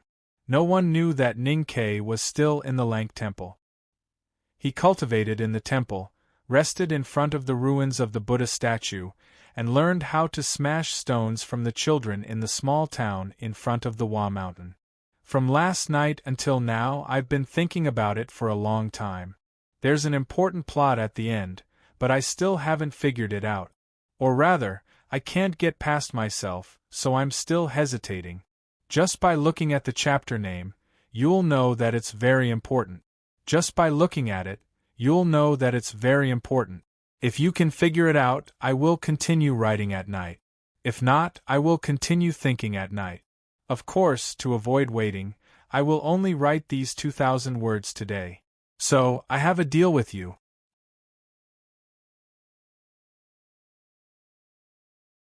Chapter 11-12. When Ning Ke and Sang Sang were besieged by the cultivation world, they went to the West Wilderness through the Buddha's chessboard. The Lank Temple in the autumn rain suffered the wrath of the Academy. Jun Mo's iron sword pierced through the air, and cut the largest Buddha statue on the top of the Tile Mountain into countless pieces. The pieces rolled down from the peak and piled up in the valley, crushing half of the old temple. Fortunately, the huge rocks did not cause a disaster to the town. They had been soaked by the sea rain and wind for years, and were gradually covered with moss. Instead, they had become a rare scenery. When the Yulan Hungry Ghost Festival stopped and the incense in the Lank Temple declined, it had become the only way to attract tourists. The main income of the town's residents now came from the stones that the Buddha statues had turned into. The people broke these boulders into countless small pieces, then carved them into Buddha statues and sold them to the tourists who admired them. Of course, it was very difficult to break the boulders. Even the heaviest hammer and the sharpest iron knife could not help the residents achieve their goal easily. The most common method for people was to burn them with fire and pour them with water. The fire was a wildfire ignited by the hay in the fields outside the town. The water was the seawater from the Tile Mountain. The quarry in the southeast of the town was filled with smoke from morning to night. The hot steam rose and the slightly red rocks suddenly made a sizzling sound when they encountered the cold seawater. This repeated tastelessly again and again. Eventually, there would be a clear crack on the hard rocks, and that was the key to breaking the rocks. Ning Ke stood on the hillside beside the quarry and watched the process of the residents breaking the stones. He watched in silence for a long time, watching the alternation of fire and water, and the cracks that appeared on the moss-covered boulders. He found that most of the cracks followed a certain pattern when they appeared, and two oblique cracks would meet at a certain place. The two cracks formed together and looked like a word. He naturally remembered the sword marks on the rocks at the bottom of the Daming Lake in the depths of the Tianqi Mountain many years ago. Youngest uncle had used a sword to write countless words outside the front gate of the Devil's Doctrine, thus making the great blockage formation left by the great divine priest of light, the founder of the Devil's Doctrine, useless. The rock was broken into smaller pieces, which were then smashed by the adults with iron. Then, the children rushed over and picked up the stones of different sizes that they could carry. Then, they carefully selected the stones and separated them according to their size and the direction of the stone lines. Finally, they were delivered to the hands of the stonemasons. Of course, most of the stonemasons in the town became a monk halfway through their cultivation. Ning Ke, for example, only began to learn Buddhism halfway through his cultivation. However, they carved day and night and became very skilled at it. A square stone about a foot long could be turned into a beautifully carved Buddha statue in 10 days and nights. After Ning Ke finished looking at the broken rocks, he watched the stonemasons carve Buddha. After watching for 3 days, he began to learn Buddha carving from the stonemasons. It did not take long for him to become the best carver in Hua Mountain. In the last few years of the Buddha's chessboard, he had made the entire mountain look like a Buddha. How difficult could the stones be for him? However, the Buddha statue he carved was very different from the one made by the stonemasons in the town. The stonemasons praised his comprehension and skills and raised many opinions, but he only smiled and did not explain. The Buddha statue that Ning Ke carved did not have a wide forehead and big ears, let alone a compassionate one. Instead, it was a slightly plump young woman with her hair combed into a bun. It was obvious that the young woman's expression was extremely cold. One day, it was raining in the Lank Temple. Ning Ke was holding a stone outside the temple and continuing to carve. Suddenly, a lazy voice came from behind. Did she successfully lose weight? She lost some weight in Chaoyang City in the chessboard. Ning Ke placed the stone statue in a dozen stone statues beside him. He put down his carving knife, patted the dust off his body and stood up. The man said, "She lost so little weight in 1,000 years? It seems that Hao Yin is not omnipotent." Ning Ke smiled and turned around to hug him. He said, "Didn't you like her before? Why are you so mean now? It doesn't suit your high and mighty identity as the leader of the new stream." Chen Pippi curled his lips in boredom and said, "Do you like her high and mighty, or do you like her as before?" Ning Ke thought about it and found that the answer was indeed obvious. He smiled helplessly and looked at Tang Xiaotang, who was standing beside him. He was surprised to find that she still had a ponytail and said, "Not married yet?" Tang Xiaotang was not shy and said, "Waiting for my brother to come." Chen Pippi sighed and said, "I don't expect to wait for my father's approval." Ning Ke looked at him again and looked at the loose indigo robe he was wearing. He thought of the Abbey Dean, who wore indigo robes twice in Chang'an, and found that he did look like the Abbey Dean after losing weight. The three of them walked to the pavilion nearby. The autumn rain fell on the eaves of the pavilion and accumulated for a long time before turning into a thin stream, flowing down the pillars and wetting the ground under the pavilion. Chen Pippi asked, "Have you finished?" Ning Ke took out a scroll from his arms and handed it to him. He said, "It would be better if Yi Su or eldest brother wrote it. You know, I am a non-believer after all." It was something he wrote when he was meditating and observing the stones in the Lank Temple. If it was approved, it might become the last and most important volume of the doctrine of the new stream. Chen Pippi took the scroll and said, "Eldest brother will have a higher chance of success. It will be harder for me to do it. But don't worry, your efforts will not be wasted in my hands." Ning Ke said, "We don't have much time. We have to hurry." Chen Pippi opened the scroll and looked at the words about the new world, the divine kingdom and the afterlife. He frowned and said, "What a magnificent picture." Ning Ke said, "From the master to the uncle to our generation, the Academy has spent 1,000 years to prepare. It would not be fun if we can't have a magnificent picture." Chen Pippi put away the file and looked at the weariness and haggard expression on his face. He thought about what he had done in the past 6 months. He took out a small porcelain bottle from his sleeve and handed it over, saying, "Take it when you need it." Ning Ke's expression changed slightly when he smelled the fragrance of the medicine in the porcelain bottle. He had taken this medicine before and knew how precious it was.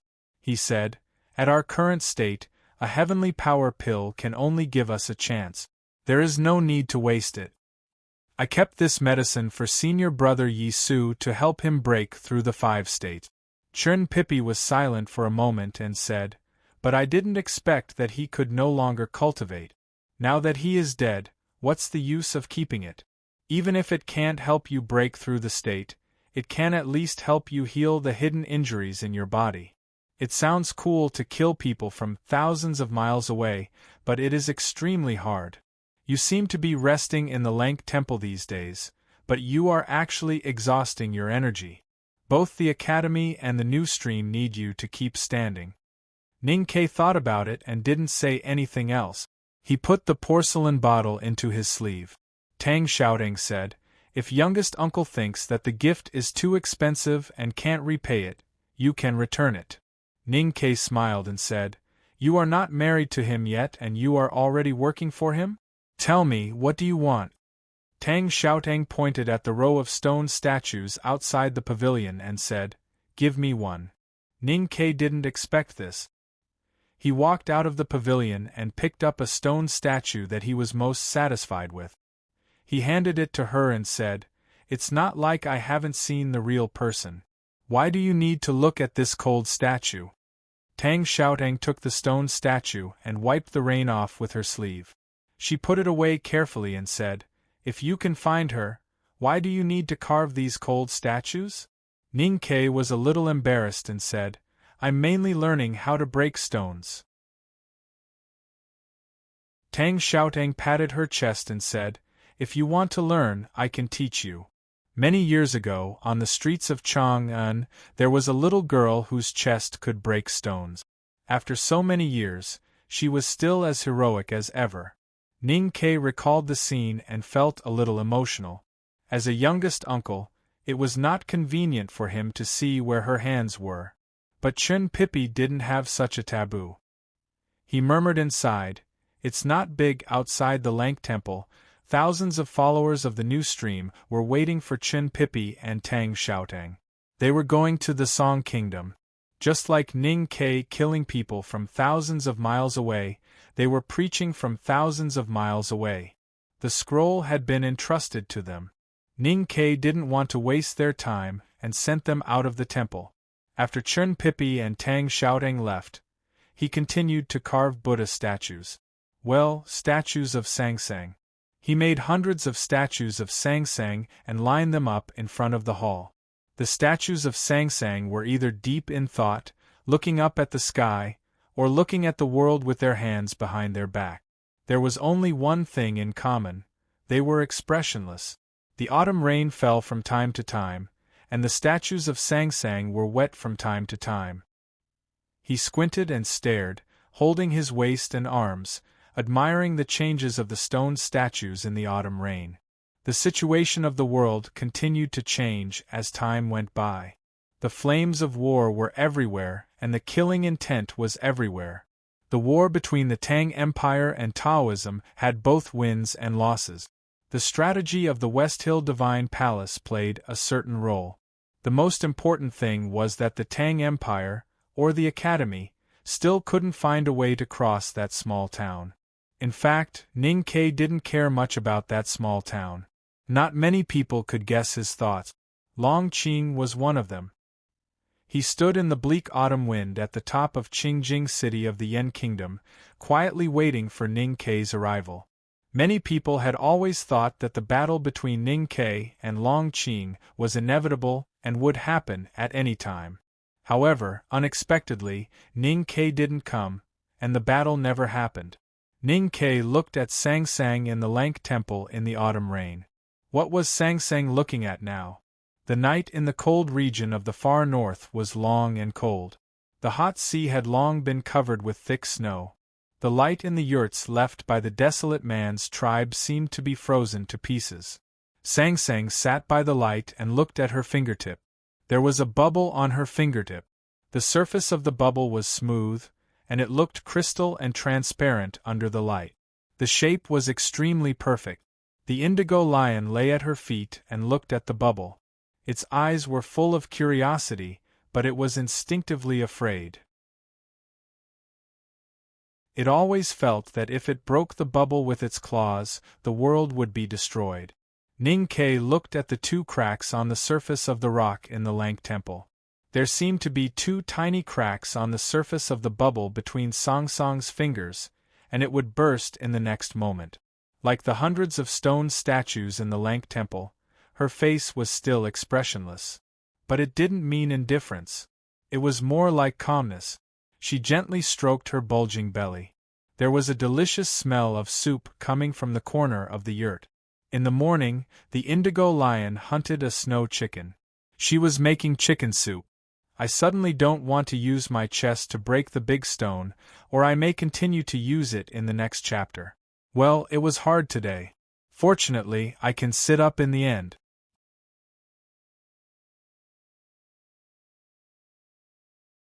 Chapter 11-13. Firstly, I want to thank those students. Secondly, regarding the heavenly power pill, I really forgot about it. Yesterday, when I was writing it, I tried to recall it seriously, only to realize that memory is really the most unreliable thing. Thank you to the students who pointed it out. I deeply apologize and will make changes. Lastly, wanting to write a different and awesome plot is really a painful thing, especially when one's ability isn't particularly strong. We will succeed. Thank you.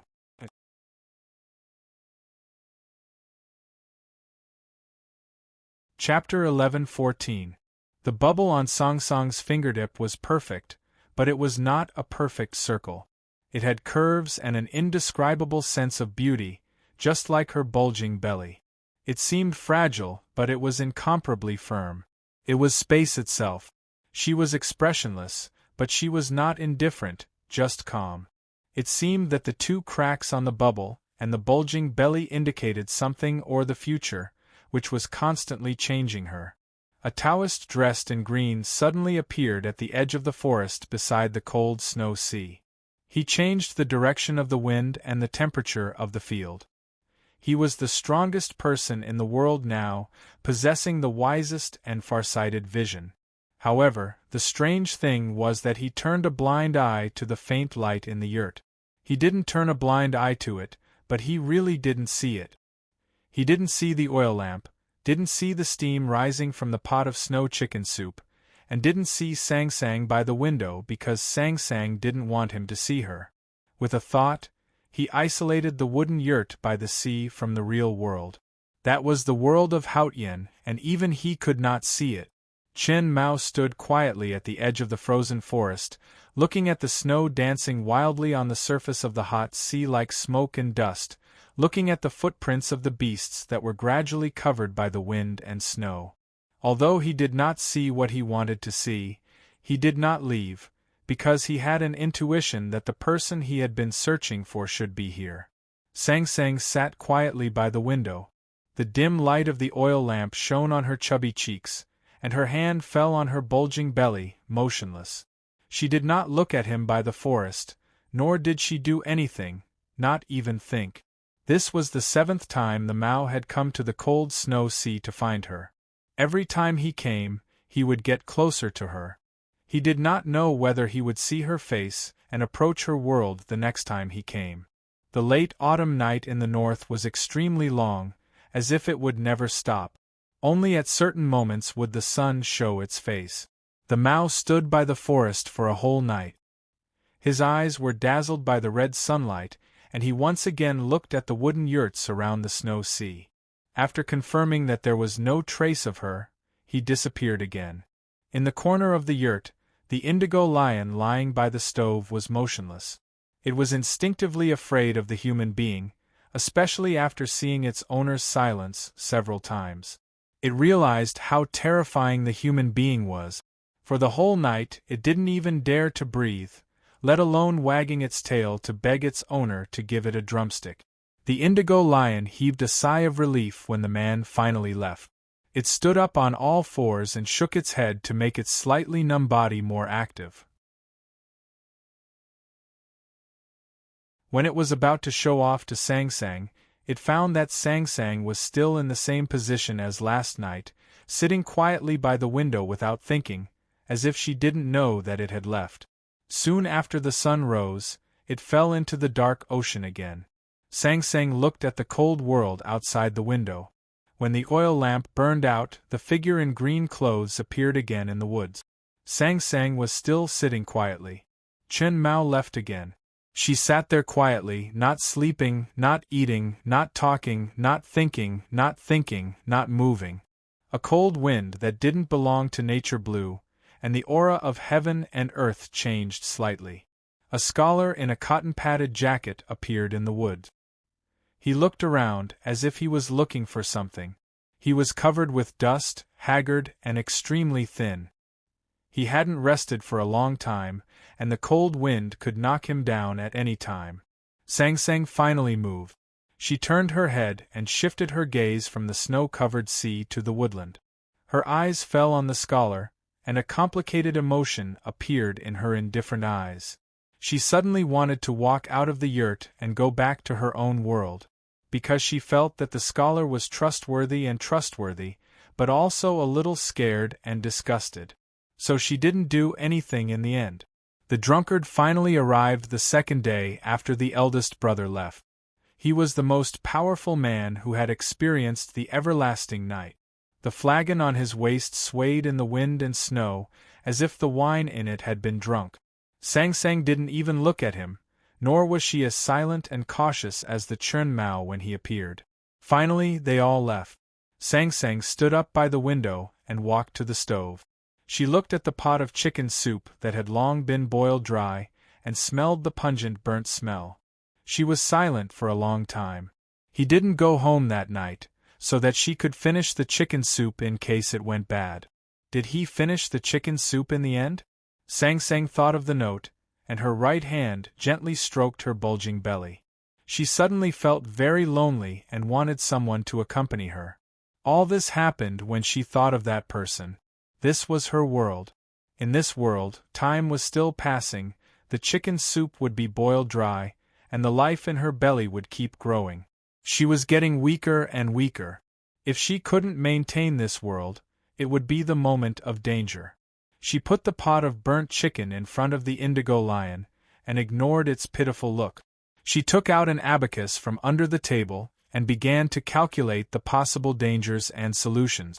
She had to provide endless nutrients for the little life in her belly, and at the same time she had to be isolated from the human world. She didn't have enough energy to calculate like before. Her chess skills were still unbeatable, and she was still unbeatable at the poker table. Neither Chen Pippi nor Song Qian and other human geniuses were her opponents, but she couldn't calculate everything in the world. She had to rely on humans' calculation tools to reason and calculate those important things. She was the rule of this world.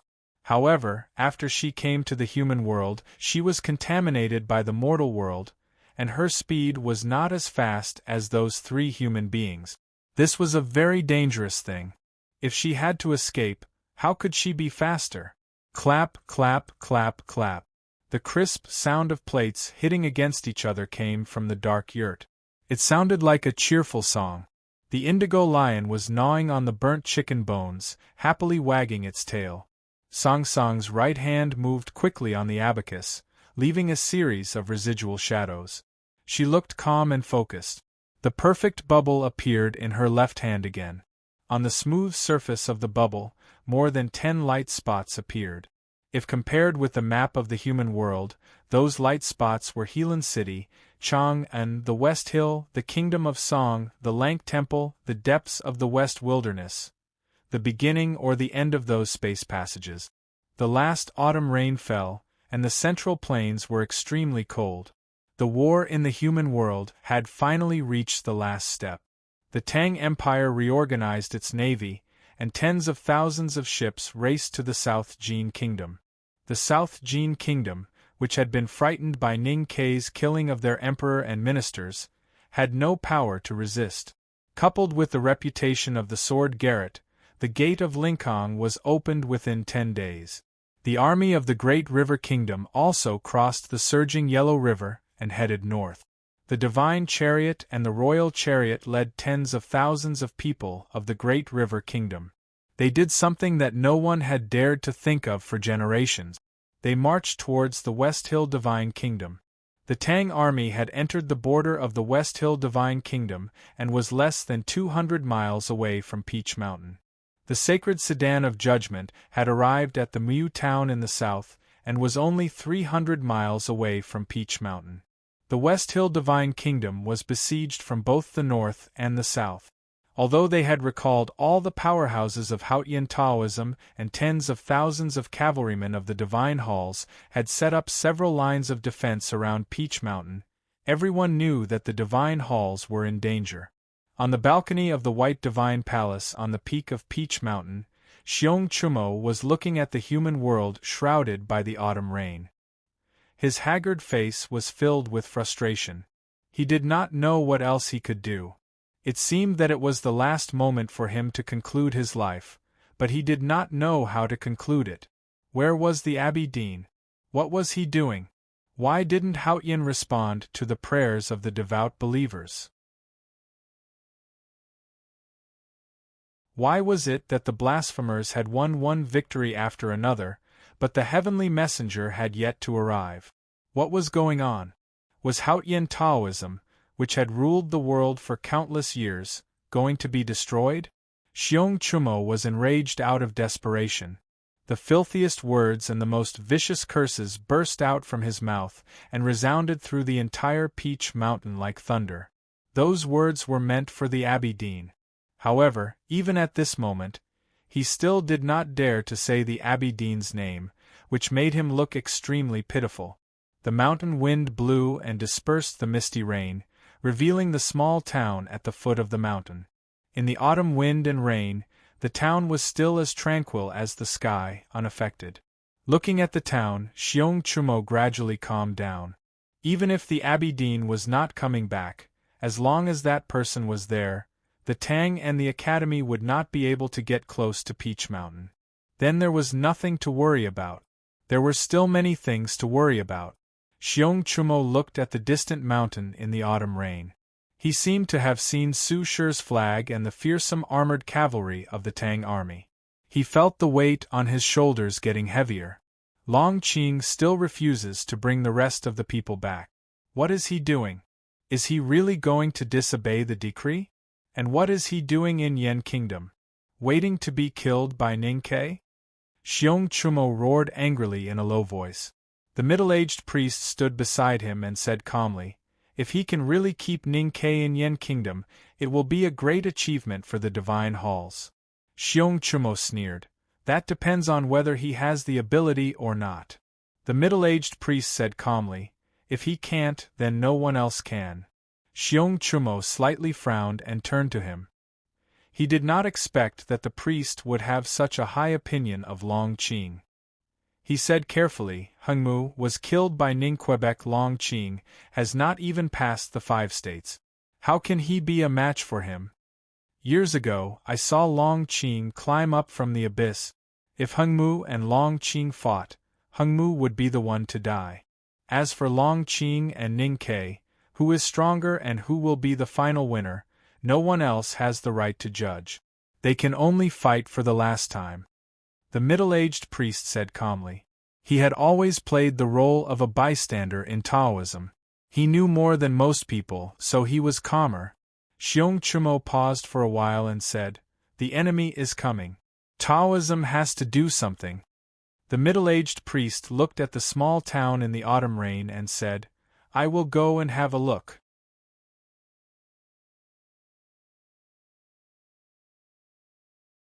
Chapter 11:15. There was only one butcher's shop in the town. There was only one butcher in the world. The middle-aged Taoist stood outside the door and looked at the butcher, who was covered in grease but no sweat. He said, "Since you are here, you have to do something." The butcher was dividing the pork.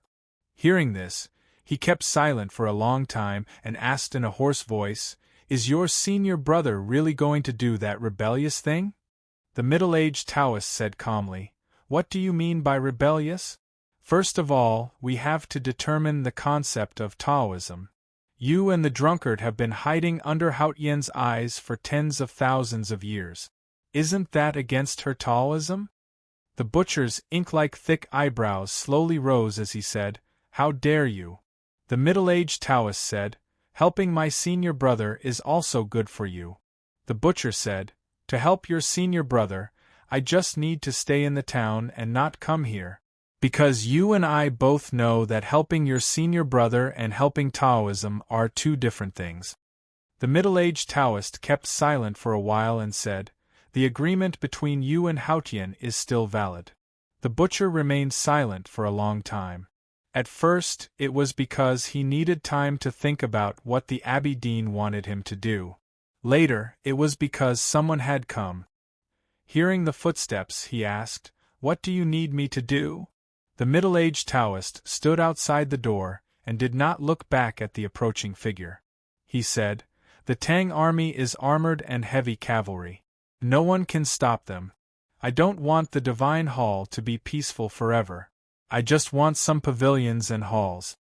The butcher put down his knife and said indifferently, "Is that all?"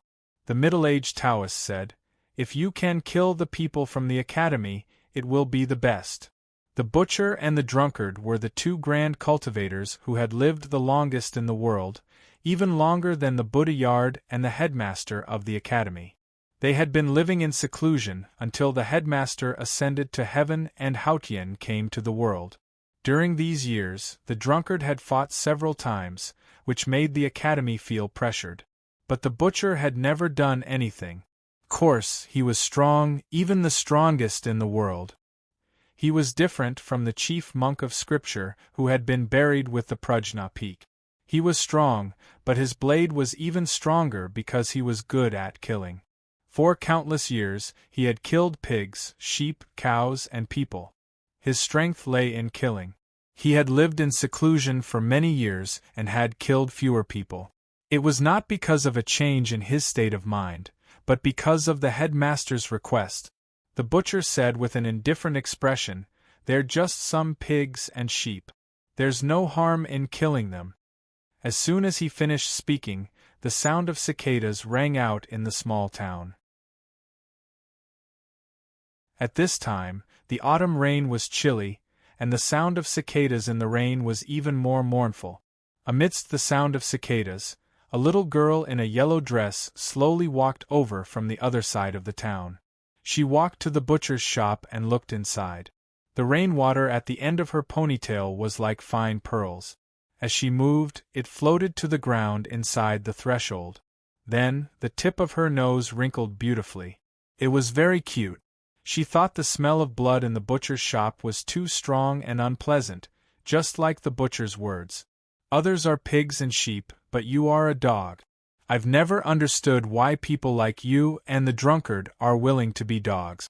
Is this matter really that interesting?" Yulien's young face was full of inquiry. Because of her seriousness, she looked very cute. Her yellow dress was wet by the rain, but she did not look embarrassed. Instead, she was still cute. Her black ponytail was naturally the cutest. She was such a cute and scary little girl. She had recovered from the wounds she suffered in the battle with the national master of the Golden Tribe in the wilderness. She did not stop and traveled thousands of miles south to the West Hill Divine Kingdom. How could the tens of thousands of cavalrymen from the divine halls of West Hill stop her? It was not until she came to the door of the butcher's shop that the divine halls of West Hill noticed her arrival. The sharp warning sound cut through the rain, and the sound of hoofbeats could be heard. Countless people came to the small town, but did not dare to step on the long street. The butcher looked at the little girl outside the butcher's shop and guessed her identity. He said expressionlessly, "It's better to be a dog in peace than a person in chaos. This is what your teacher said to me in the town." Yulien's eyes fell on the knife in his hand. She said casually, "What he said might not be right." The butcher said, "I heard that you are this generation's leader of the Devil's Doctrine? The Devil's Doctrine emphasizes on absorbing the chi of heaven and earth into the body, which is similar to what I realized years ago. In this way, I should be your ancestor. But since you don't even care about what the headmaster of the academy said, I guess you don't care about this either." Yulien put her hands behind her back and stood on tiptoe to look into the butcher's shop. She looked like a cute little girl who was learning from adult. She said casually, "The Enlightenment doctrine has always been good at deceiving and destroying our ancestors. The butcher said indifferently, "You are an interesting kid.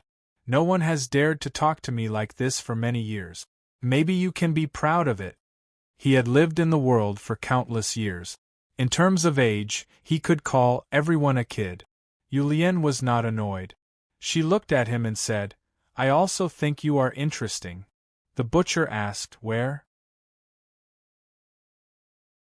Yulian said slowly, "No one has ever dared to talk to me like this except for my teacher. I think he was the one who talked to you like this many years ago. It seems that he is more powerful." The butcher was silent for a moment and suddenly threw the knife in his hand. The butcher's knife, which was covered in blood and oil, fell heavily on the ground outside the sill with a loud bang. Smoke and dust rose, and gravel shot into the dense autumn rain.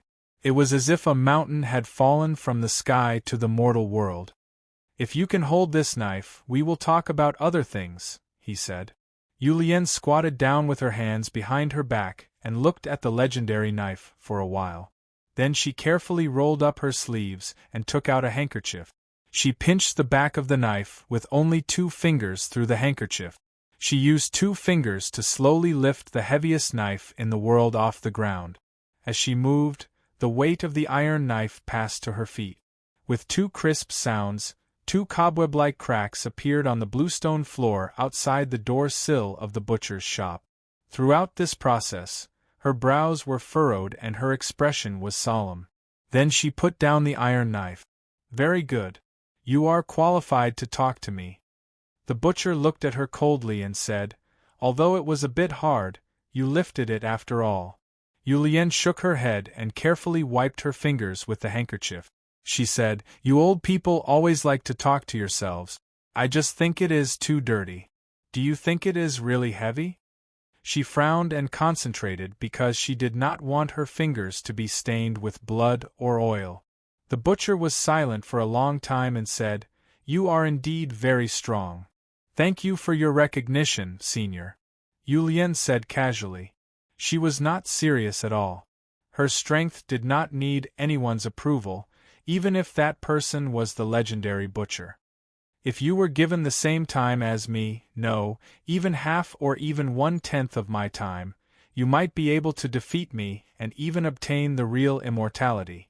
The butcher looked at her and said, "Unfortunately, you will not have that time anymore. So you are not strong enough.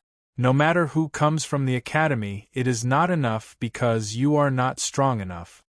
Yulian said, "You have not been in the world for many years. You do not know that the strongest thing in the academy is the word strong."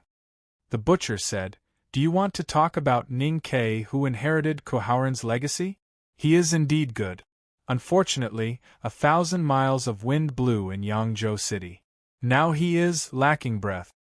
As soon as he finished speaking, he raised his eyebrows again. Footsteps were heard in the autumn rain again. The footsteps were very steady. A powerhouse like the butcher could naturally hear that there was something wrong with the center of gravity of the person's body. However, it was still so steady, which meant that it was terrifying. The person was wearing a shabby monk's robe. His short hair was like angry pine, but his expression was very calm. He walked in the rain, and the distance between each step seemed to be measured with a ruler in advance. There was no deviation. Jun Mo had always been a person who would never make a mistake. The butcher looked at him with a serious expression and said, "Or, would you like to try and see if you can pick up my knife?" Jun Mo took the handkerchief from Yulian's hand and carefully wiped the rain off his face. He glanced at the knife on the ground and did not understand what the butcher was talking about. He looked at the butcher as if he was looking at an idiot. Yulian looked at the butcher as if she was looking at an ignorant child. She said, "I said that you don't care about the world, and you really don't. You have no idea that the strongest person in the academy has never been Ningquebec. Indeed, the strongest people in the academy had always been Jun Mo and Yulian. The butcher was perhaps the strongest person in the cultivation world or even in the entire history of cultivation. The strongest here did not refer to the state of cultivation, but specifically referred to the strength and strength. Therefore, the two strongest people in the academy came to meet him. The butcher was naturally not in a good mood to be looked at and ignored by two juniors of the academy.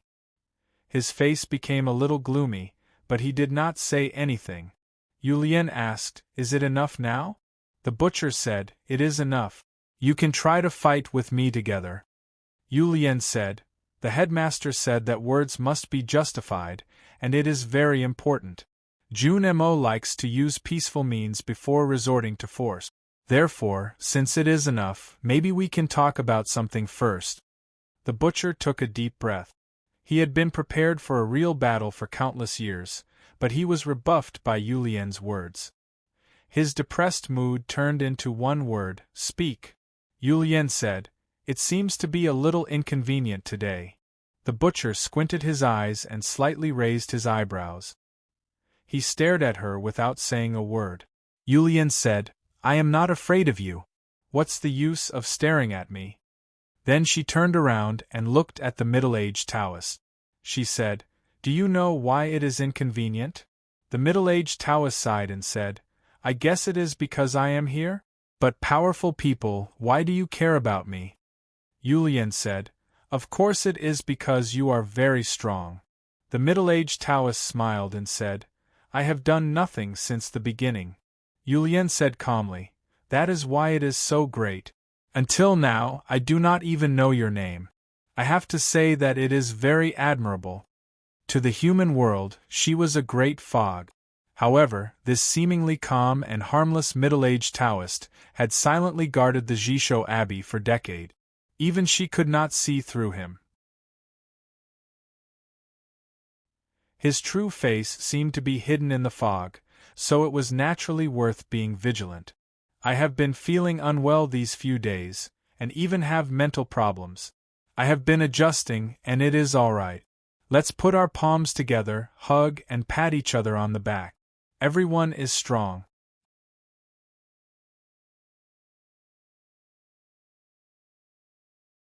Chapter 11:16. The middle-aged Taoist did not smile or speak.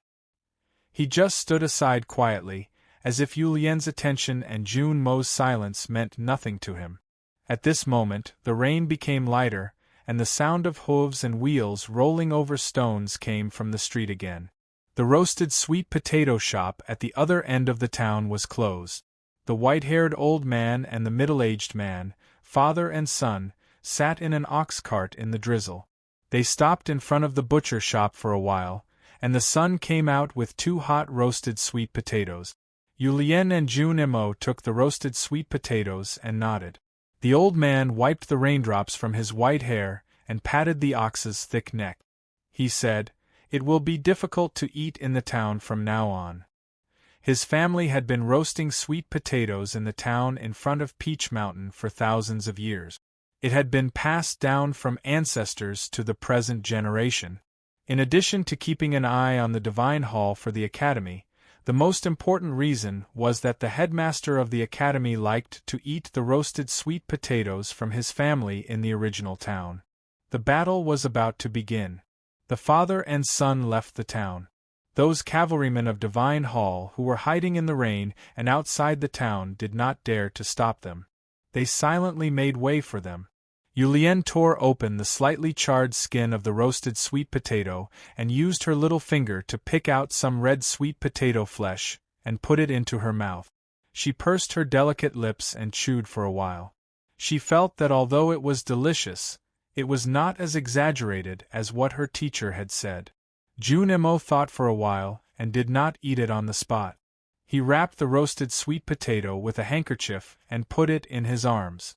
Then he looked at the middle-aged Taoist. His eyes pierced through the autumn rain and fell somewhere.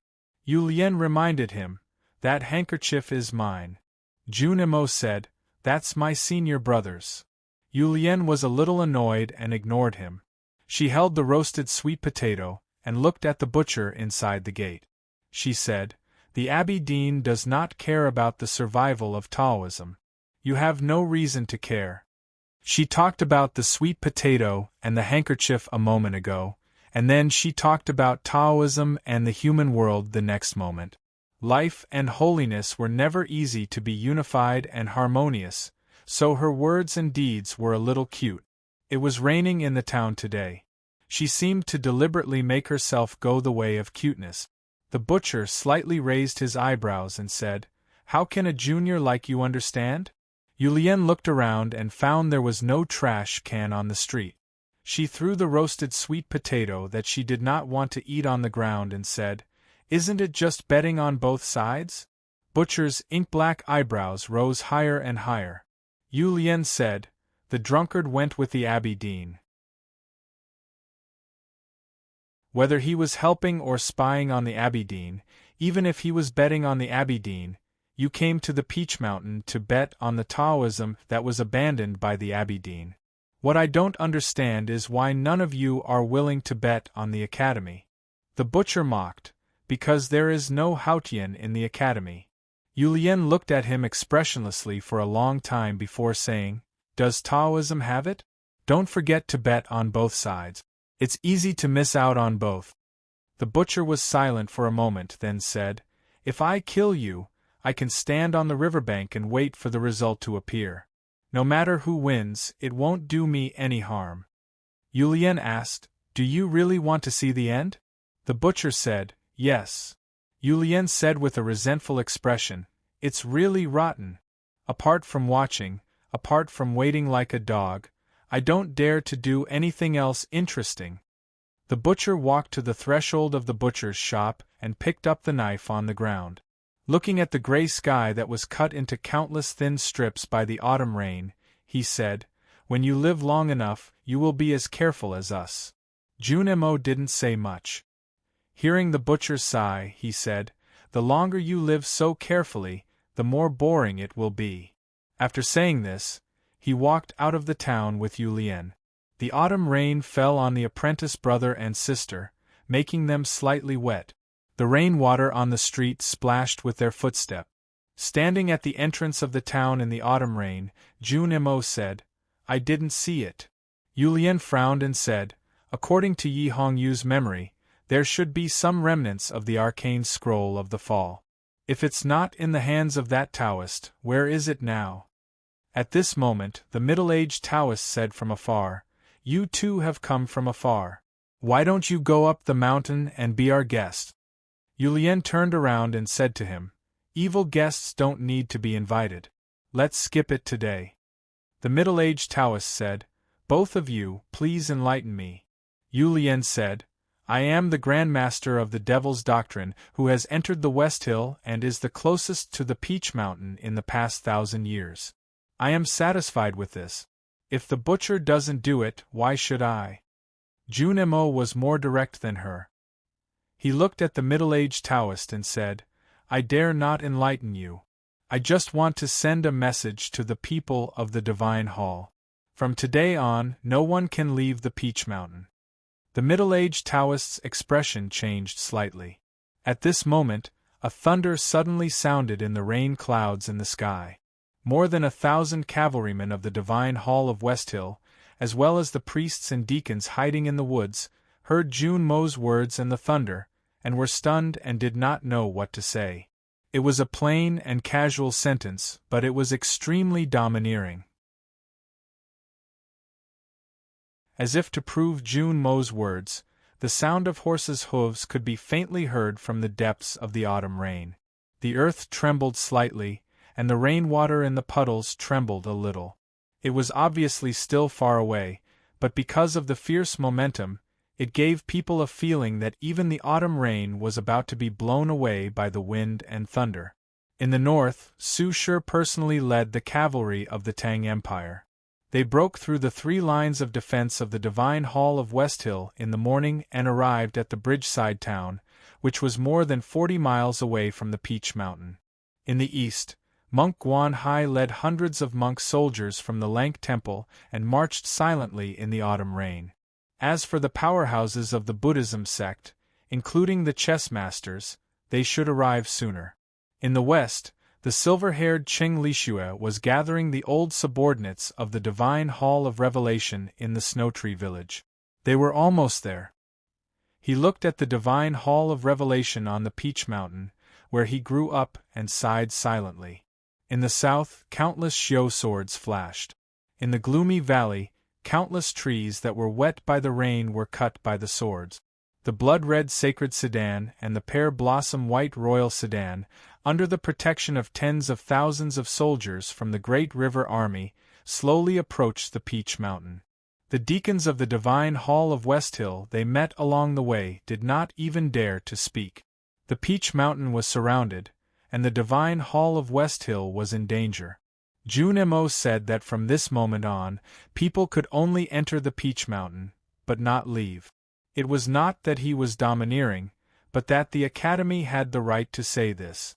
What was shocking and puzzling was that the Academy did not immediately attack the Peach Mountain. Perhaps it had something to do with the butcher in the small town, or maybe it was because of some other reason. The Academy seemed to be waiting for something. At the same time, many people noticed that at such an important, or even final moment, Ning Ke and Long Qing were not there. One day before, Ning Ke finished his cultivation process of watching the stones crack in the Lank Temple. He looked at the hundreds of statues of Sang Sang in the rain in front of the temple and smiled with satisfaction. He picked out a statue that he was most satisfied with and put it in his arms. It was a statue of Sang Sang sleeping on her side. She was sleeping on the hot and hard Kong, but she was still curled up and wanted to crawl into someone's arms. Her feet were exposed outside the quilt, and they were as white as two snow-white lotus flowers. They were so tender that people would feel pity for them. He left the Tile Mountain in the autumn rain and once again embarked on his journey to find Sang Sang. But this time, he was much more confident.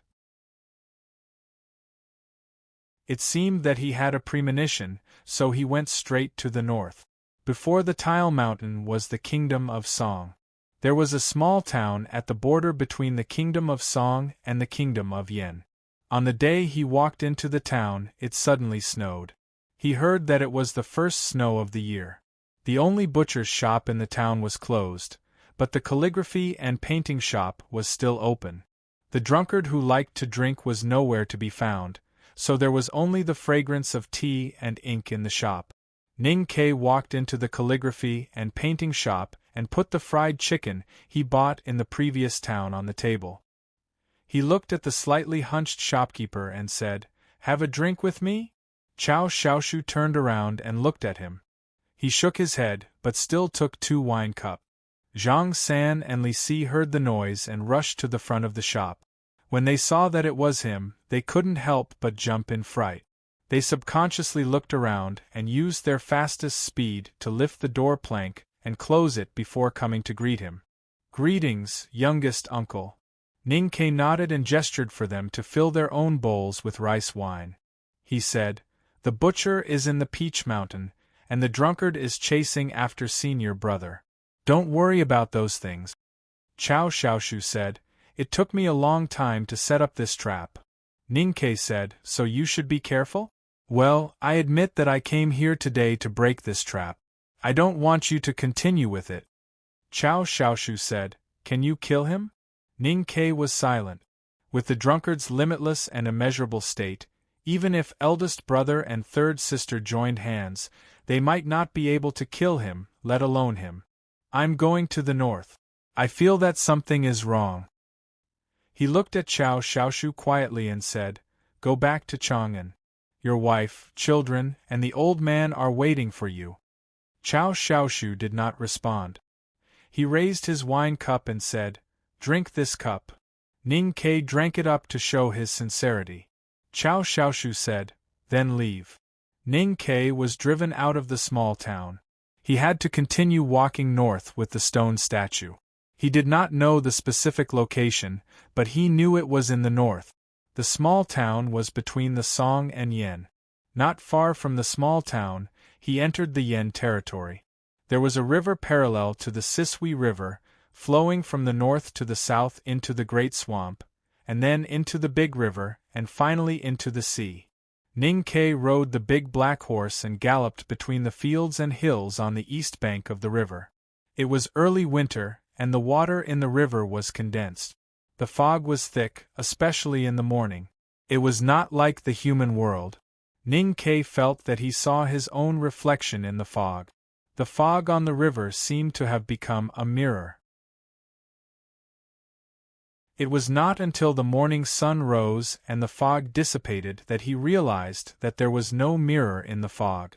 It was not his own reflection on the other side of the river, but a man on a horse like him. That man was also dressed in black and rode a black horse, looking very similar to him. The only difference was that Ning Ke wore a black academy uniform, while that man wore a black divine robe. That man was Long Qing. In fact, I wanted Qiao Shaoshu to say, "Let's go?" Ning Ke said, "Let's go." Then he drank the wine in the cup. When Qiao Shaoshu drank, Qiao Shaoshu said, "Then you go." I feel uncomfortable, but this chapter is well written. I am sure of this, so I feel a little comforted.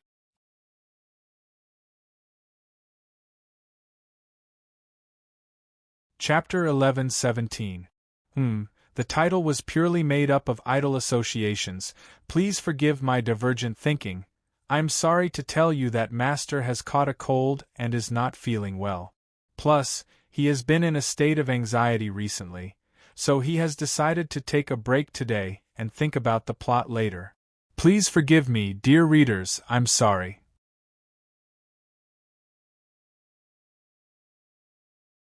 Chapter 11:18. This river had many names. It was called the Wei River in the 20 miles around the Tang border. It was called the Yi River in the Yan Kingdom, also known as the Juma River. In the Song Kingdom, it was called the Tongtian River because one of its tributaries flowed directly into the Storm Sea. The Song Kingdom always insisted that it was the main river and completely ignored the fact that it was still more than 700 miles away from the Great Swamp. No one called it the Great River because there was already a great river in the south of the human world. But this river was actually very large with abundant water and wide waves. The wind blew through the paddy fields and the flowers bloomed on both sides. It had nurtured countless people. Especially in the area before and after the Yen border, the river was extremely wide. No matter how good one's eyesight was, it was difficult to see the face of the person on the other side of the river and naturally could not recognize who it was. But Ning Ke looked at the other side of the river and recognized that it was Long Qing. It was an indescribable feeling, as natural as the great river flowing into the sea, or perhaps it should be said that it was only natural. The world was so big and the Yi River was so cold. There were frequent wars and fires of war. Those who should have escaped had long escaped and walked in the wilderness. But someone appeared on the other side of the river. Of course, that person could only be Long Qing. The big black horse stopped and Ning Ke looked at the other side. At the same time, Long Qing also stopped and looked at him. Their eyes met on the surging river. He did not say, "So you are also here," but simply said, "I see you, so you can't leave." After a moment of silence, Ning Ke pulled the reins lightly and continued to gallop north. Long Qing also galloped north on the other side of the river.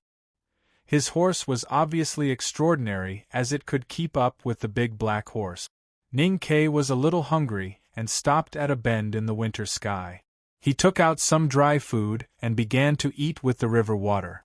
Long Qing also stopped and took a few sips from his wine bag to quench his thirst. Ning Ke stopped and picked up some branches to make a bonfire. He allowed the big black horse to wander around and rest while he sat by the fire to roast the wild wheat. He roasted it until it was slightly burnt and fragrant. Then he threw it into his mouth and began chewing. Not long after, a bonfire was also lit on the other side of the river, which was particularly eye-catching in the early night. Ning Ke woke up when the morning sun shone on the earth. He walked to the shore and scooped up a handful of chilly river water. He washed his face and looked up, only to see Long Qing drawing water with a leather bag. He did not even look at him. Ning Ke continued north while Long Qing continued to follow him on the other side. The two of them did not speak, maintaining absolute silence. There was no threatening look in their eyes, not even a hint of hostility. Naturally, there were no flying swords, arrows, peach blossoms, or divine talismans. Deep in the Yen territory, the river turned west and entered a valley that was not high. The river was much narrower than yesterday, and the people on the other side could see it more clearly. Ningke and Longqing and Ningke were still as they were. Whether it was the left bank or the right bank, the banks of the river always looked the same. There would be water plants, sand, stone steps in populated areas, blue stones used to wash clothes, waste thrown into the river by people on boats, rotten vegetable leaves floating on the surface of the water, and winding lines. But the two sides of the river were always parallel to each other. They would only meet each other if they went back to the source or entered the great swamp or the sea. Enemies were often the most similar to each other. They had been competing with each other for many years and seemed to know each other very well. But in fact, they had never really touched each other. They just looked at each other. The higher they went upstream, the colder the wind became, and the narrower the River became. Ningke could already see Longqing's eyebrows and eyes very clearly. He could see the scar that had faded a lot. Longqing could also see the few very inconspicuous freckles on his cheeks, and the straw rope wrapped around the hilt of the iron cutlass on his shoulder. 2 days after entering the North Yen mountain range, they reached the end of the mountains and the end of the river. There was endless fog, like white clouds rising from the ground. It was as beautiful as a fairyland and covered both of them. There was an angry sound of water coming from the clouds, crashing into the cliff and shattering into countless pieces. One could imagine how steep the invisible river became in the valley. Ningke got off the horse and looked at the other side of the fog. He did not know if Longqing was there. At this moment, Longqing's voice came from the fog. "What did you write?" Ningke and Longqing were considered by many to be lifelong enemies. In fact, their fates had always been intertwined over the years. The two of them rarely met, but every time they did, it would be a matter of life and death. Every time they met, the outcome would affect them, and even the broader fates and futures. They met by the River and walked silently on both sides of the river. They did not say a word but only compared each other by the bonfire. They did not start to talk until they reached the end of the mountains, and could not see each other. However, Ningke did not expect that the first thing Longqing said would be this. It made his pupils shrink. What did Ningke write with the blood of the barbarians on the grassland outside the city of Wei? He went to the Lank Temple, and saw the stone broken into 3 halves in the autumn rain. Did he write? If he did, what did he write? Was it the last volume of the Doctrine of the New Stream that was handed to Chen Pippi? Or what? Everyone is in the West Hill. Why did you come here? Ningke did not answer Longqing's question. Although Longqing's first words had exposed his thoughts, he felt that the proverb did make sense. The person who knew you best was often your enemy. Longqing's voice came from the fog again. Because you are here. Ningke's expression did not change. He untied the iron bow on his shoulder and seemed to want to rest here for a while. Longqing's meaning was very clear. For Taoism or the human world, the final battle in the West Hill Divine Palace was important, but it was not as important as Ningke's whereabouts. Many people are guessing when I will go to Capital Qing to kill you. But I don't think so. Other than the fact that I don't like being watched, the more important reason is that I am not sure that I can kill you. I know you will not go to Capital Qing to find me, so I have been waiting for you at the border. There are countless idiots in the world who always think that there will be a battle between you and me. Have you become so stupid that you have to act according to the plot in the story? I have said that I am not sure that I can kill you. Besides, I have killed Ada and Hengmu. It is boring and monotonous to kill them in order. It is not in line with the aesthetic of the academy. Ningke calmly looked at the iron bow on his knees. He did not know when, but a dark iron arrow from the quiver was already in his hand. The whole process of taking out the arrow did not make any sound. He was telling the truth. Long Qing was indeed very powerful now. How could a person who even eldest brother could not see through not be powerful? More importantly, the Abbey Dean had given Long Qing the most important mission of killing Yi Su to help him become a sage. It was not easy to kill such a person, so why would he take the risk to kill him? However, Ning Ke knew that he was also very powerful. According to the proverb, Long Qing should know that he was powerful and not easy to kill. He did not want to fight with Long Qing, so why did Long Qing stop him? You killed people all over the world because you were looking for someone. Others might not understand, but I do. You killed Hengmu Enada just to find her. You always thought that since they said it themselves and the whole human world was talking about them, that they were her gifts or children in the human world, then you could get some information by killing them. Deep in the clouds, Long Qing's voice sounded again after a moment of silence. I am different. I am not a gift left by Haotian to the human world. From that moment on, I am not qualified to be her son. Of course, I am not interested in such a title now. I am nothing. I have betrayed her. I only believe in myself. Under such circumstances, it is meaningless for you to kill me. Why take the risk? Ning Ke's fingers gently stroked the bowstring that was as hard as stone and as stable as a mountain. He said, yes. Long Qing said, you will not come to kill me, but I will come to you, because I feel that you are getting closer to finding her. I have different thoughts from the headmaster. I think you are the most likely to find her. I cannot let you continue. I don't care what you are going to write in the end. I cannot let you write any more. Ning Ke raised his head and looked deep into the clouds. He said, you think highly of me. Long Qing's voice came, those who look down on you are all dead. Ning Ke was silent for a moment and said, I used to look down on you when you wanted to be her maidservant. Long Qing said, yes. Looking back at that time and thinking about her identity, I am so stupid and arrogant. Ning Ke said, you used the word idiot first. You are so strong that I have nothing to say. Long Qing said, thank you. Ning Ke continued, later on I shot you on the snow cliff, but you survived. You survived shamelessly. You made me vigilant because I also survived like that. In fact, you almost killed me in the autumn rain at the Red Lotus Temple. Long Qing's voice sounded a bit regretful, but I still couldn't kill you.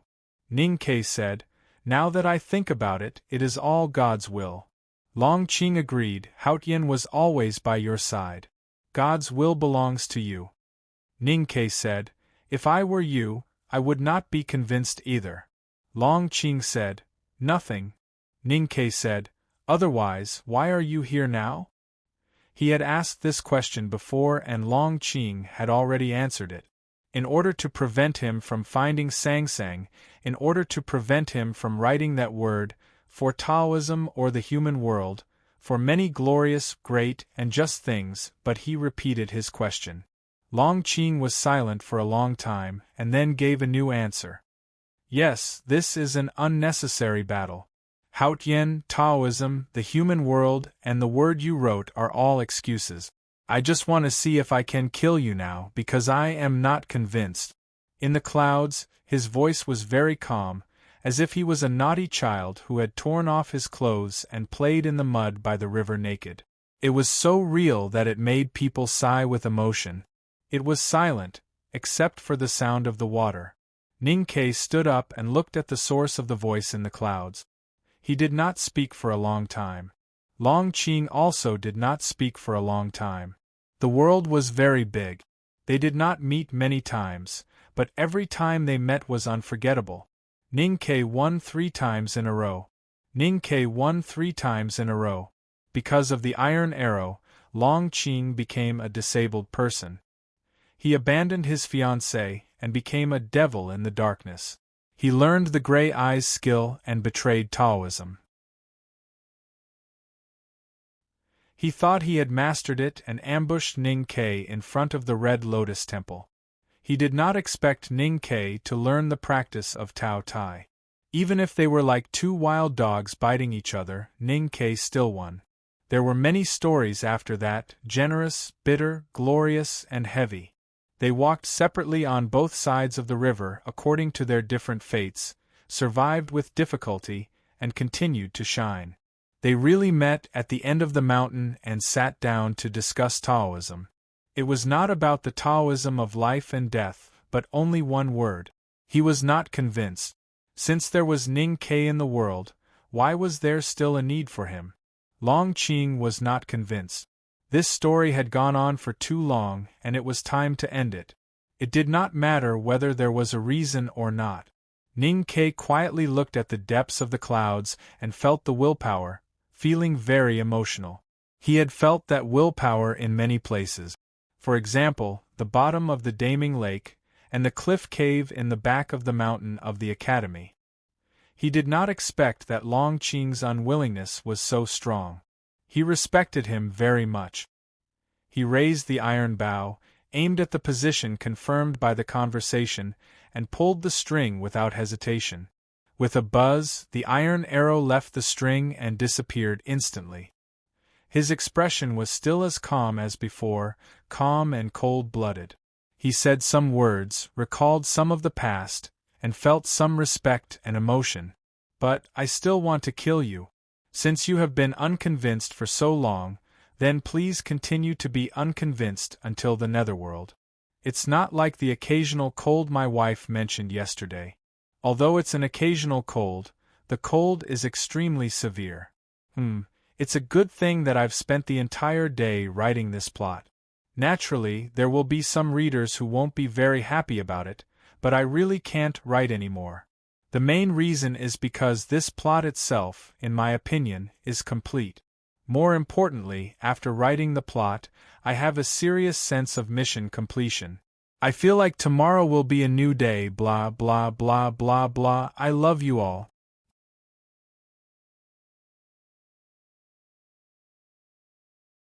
Chapter 11:19. The clouds were thick and the fog was thick. Only the sound could be heard, but no one could be seen. It was a good time to have a heart-to-heart talk, to review their lives and to sigh with emotion. Even if they didn't want to forget the enmity, they should at least appreciate each other. Then they would straighten their clothes, point their swords at each other, and finish a lifetime of fighting as equals. Who would have thought that Ning Ke would suddenly attack with his strongest iron arrow? At such a beautiful moment, he used the most shameless sneak attack. If there was an audience, they would definitely be amazed by his shamelessness. A soft buzzing sound came from the steady string of the iron bow. The iron arrow pierced through the air and disappeared in the blink of an eye. The river hidden in the clouds splashed, and a clear and terrifying arrow hole appeared in the clouds. The opposite bank was in front of the arrow hole. There was no one and no sound.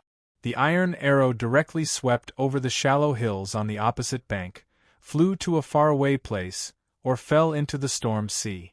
Ning Ke's calm and even cold-blooded sneak attack did not gain anything. Because his enemy today was the one who knew him best. He knew his shamelessness and coldness, and would not give him such a chance. But there were still some things that he didn't understand. Long Qing had been talking, and Ning Ke had been staring at the source of the sound. How could he be sure when Ning Ke would shoot and avoid it in advance? The arrow hole gradually disappeared. The qi of heaven and earth that was held hostage by the arrow dispersed in all directions, bringing with it countless tiny gusts of wind. Tens of thousands of tiny gusts of wind gathered together to form a violent current. In the whistling sound, the clouds and mist gradually dispersed. Looking at the opposite bank that was gradually becoming clear, Ning Ke's expression became very solemn. Many people appeared on the other side of the river. They were so densely packed that they looked like ghosts hiding among the rocks. These people exuded a powerful aura, and their eyes were dark and cold. Hundreds of gazes were coldly staring at him. The scene was extremely strange and terrifying. These powerful cultivators who followed Long Qing were now like a pack of wolves that had been hungry for many years. Ning Ke saw Long Qing. The man who had quietly said that he was not convinced and made everyone think that he would seek a fair fight with Ning Ke was now standing at the back of hundreds of powerful cultivators. He was very cautious and extremely dangerous, just like the aura exuding from his body, which gave people an indescribable feeling of complexity. The iron arrow missed, but it was like a signal that the battle had begun. Hundreds of cultivators rushed into the raging river amidst the deafening battle cries. The river upstream was not deep, just knee-deep. For a moment, water splashed everywhere, and the momentum was extremely frightening. Ning Ke did not draw out his iron cutlass. Instead, he held one end of the iron bow and waited silently. The first to arrive were naturally the flying swords. Several shining Taoist swords pierced through the chilly air and the remaining mist. With a hissing sound, they pierced toward his body. Ning Ke did not look at the Taoist swords. He only stared at Long Qing, who was gradually retreating into the depths of the forest behind the crowd. He did not even blink when the Taoist swords left several bright marks in his eyes. Several Taoist swords stabbed into his body almost at the same time. A series of strange sounds rang out from the shore. The sound was so loud that for a moment, it even drowned out the sound of the raging river. The sound was like a child holding a blunt knife, trying to cut open a pork trotter that had been smoked for 10 years, but could only watch in vain as the blade slid across the tough surface, leaving no mark. The sharp Taoist swords could not pierce through his skin at all.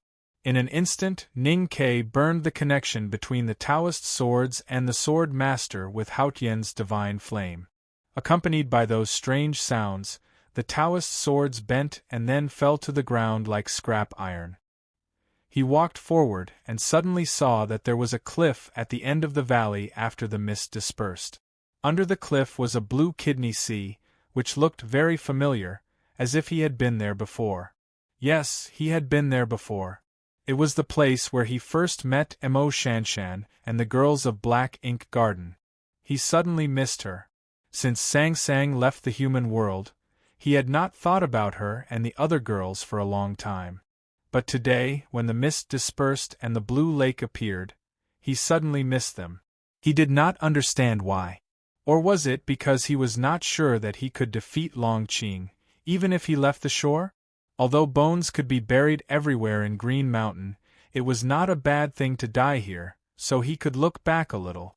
Those cultivators who came to attack on the river were the real powerhouses of Haotian Taoism. They had fought with Long Qing in the Yen kingdom of the eastern wilderness for many years, so their fighting spirits and willpower were not ordinary.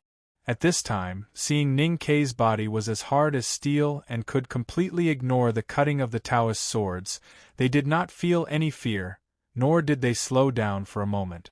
The angry river was crushed by the footstep. Hundreds of powerhouses of Haotian Taoism came from the other shore. They called back the Taoist swords flying in the air, held them tightly in their hands, and stabbed at Ning Quebec. This was the truth that Ji Haoran and Liu Bai taught all cultivators in the world. The closer the natal sword was to oneself, the better, so that the connection would be really close. The closer one was to the enemy, the better, so that he could ignore all defenses. A middle-aged man in leather armor, holding a sword, jumped to the air in front of Ning Ke with an indifferent expression and chopped down without any fancy moves. The sword was so fast that it did not even have time to make a sound as it tore through the air. This sword was interesting and very powerful. No matter how powerful Ning Ke was, he could not completely ignore such a sword. He looked at the middle-aged man and felt that he was familiar.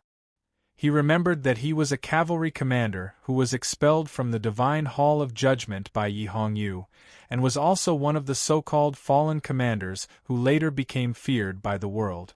Ning Ke directly raised the iron bow, held the bow with his left hand, and his right hand fell on the string smoothly. He pulled it casually, and with a light buzz, the bowstring vibrated back to its original position. The cavalry commander was puzzled, because there were no arrows on the iron bow, How could he kill? The next moment, the cavalry commander's face became extremely pale, and a flash of light flashed in his gray eyes. With a roar, he pulled back his sword to protect himself, because he felt the killing intent. There were no arrows on the string of the iron bow, but there was a killing intent. Ning Ke released the string, and there was a sharp killing intent breaking through the air. With a soft sound, a clear corrosion mark appeared on the sword in the hand of the cavalry commander. With a crack, the sword broke in the middle. Then, a thin line of blood appeared on his wrist. Like a ripe fruit falling off the branch, the cavalry commander's hand fell to the ground. Ning Ke raised the iron bow and smashed a cultivator who tried to attack from the side to the ground. Without hesitation, he pulled the bowstring again and released the string at the cavalry commander who had just fallen to the ground. There was a light buzz and someone was playing the zither. There was a line of blood on the cavalry commander's body. The line of blood ran from his left shoulder to below his ribs, and it was extremely deep. The next moment, the upper half of his body slipped from the lower half of his body, like a falling mountain. At this moment, the two sides of the turbulent and violent river were quiet for a moment. Today's cough is too uncomfortable, so this is all.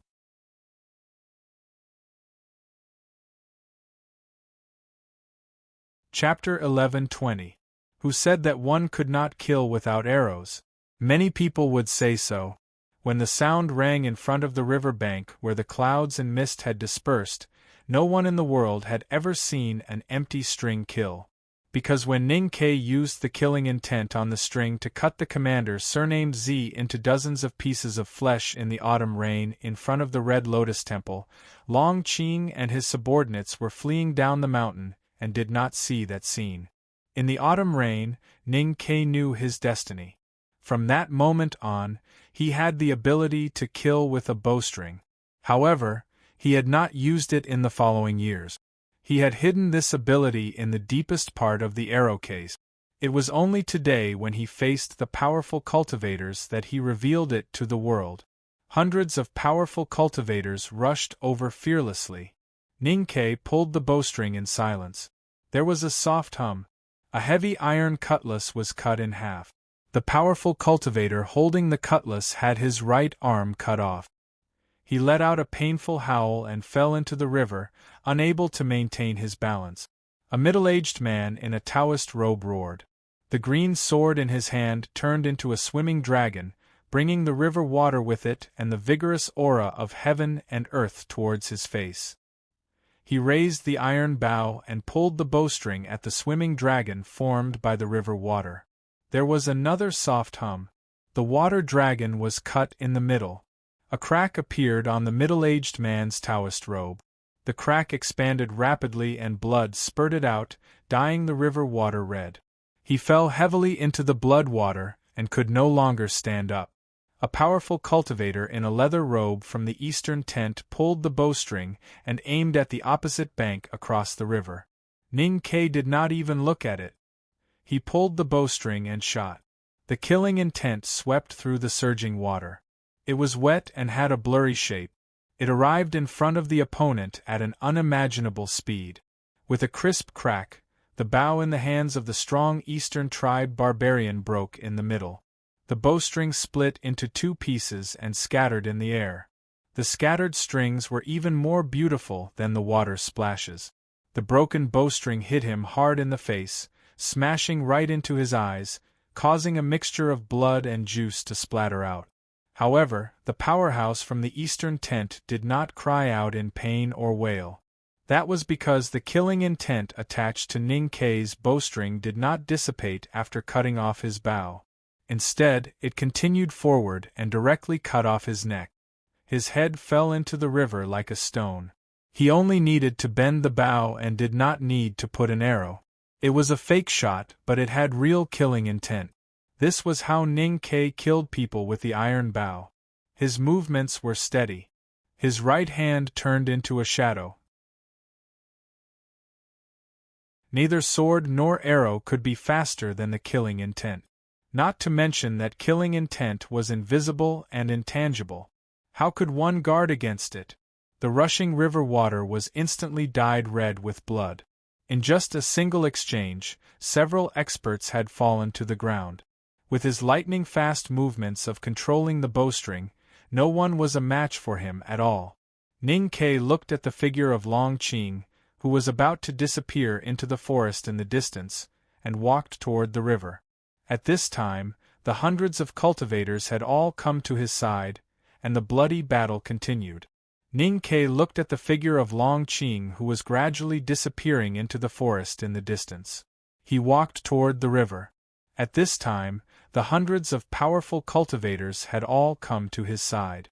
The bloody battle continued. Countless sword talismans, knives, and arrows danced in the air, cutting the air above the river into a turbulent cyclone. Just like the rushing river, there were countless dangers hidden in it. Even with Ning Ke's strong body, he still suffered some injuries under such a high density and intensity of attack. His black academy uniform was already torn and blood could be seen faintly under his ribs. But his expression was still calm. He walked silently to the other side of the river. He held the bow with his left hand and controlled the string with his right. From time to time, he raised his arm to aim and pulled the string with his right hand. The entire movement was stable to a perfect degree. He was not disturbed by any attacks. Those attacks wanted to kill him, but they could not kill him instantly. Therefore, those who wanted to attack him were all killed by his iron bow. No matter how sturdy the armor the person was wearing, or how strong his body was after practicing martial arts, he could not stop the bloodline from penetrating the deepest part of his flesh and bones until he was cut in half, or his limbs were severed, or he died. No one could stop Ning Ke from moving forward, not even those who risked their lives to attack. Hundreds of powerful cultivators were even forced to retreat by him alone. Hundreds of people were led to retreat by an iron bow. The sound of the string kept ringing, buzzing like the sound of a zither. It was very similar to the sound that rang in the square in front of the White Tower Temple in Yueluan Kingdom. The only difference was that eldest brother had broken hundreds of bowstrings that day in order to prevent Ning Ke from being killed. Today, Ning Ke kept pulling the string to kill people as quickly as possible. As he walked and shot, blood splattered and some people fell into the river. Ning Ke walked to the middle of the river. He stood on a slightly protruding rock and looked at the forest on the other side of the river. The river wind blew his hair. He was so silent and powerful. The 200 or so powerful cultivators who were still alive were either standing in the rushing river or on the shore. They looked at him with complicated expressions and temporarily stopped their attacks. It was not easy for an ant to shake a tree.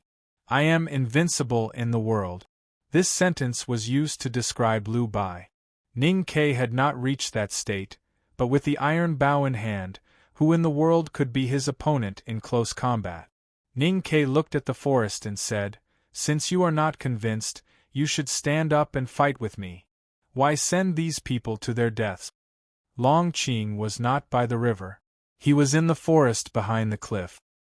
He looked at the bloody scenes on the river in silence, his expression calm and serene. Ning Ke was very powerful. Although Ning Ke's ability to kill people with only an iron bow was beyond his imagination, he had expected this person to be so powerful, so he was not moved. When Long Qing heard Ning Ke's words, he didn't get angry because he was humiliated and mocked. Instead, he smiled silently because he knew Ning Ke was joking. He and Ning Ke would never appreciate each other because neither of them was a hero.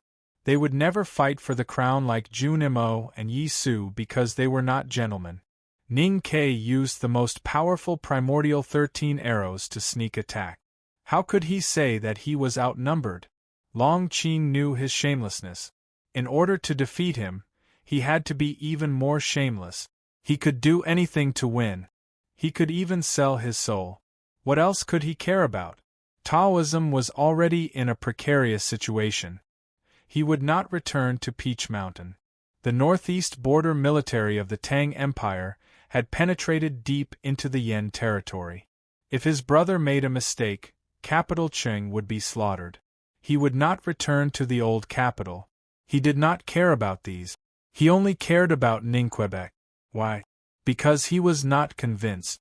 How could he be convinced? Of course, he did not want to defeat him openly. He wanted to kill him. If he died, he would naturally be convinced. Between him and Ningke, the one who died first had to be convinced. Long Qing understood this. So did Quebec. So Ningke's words were just a joke.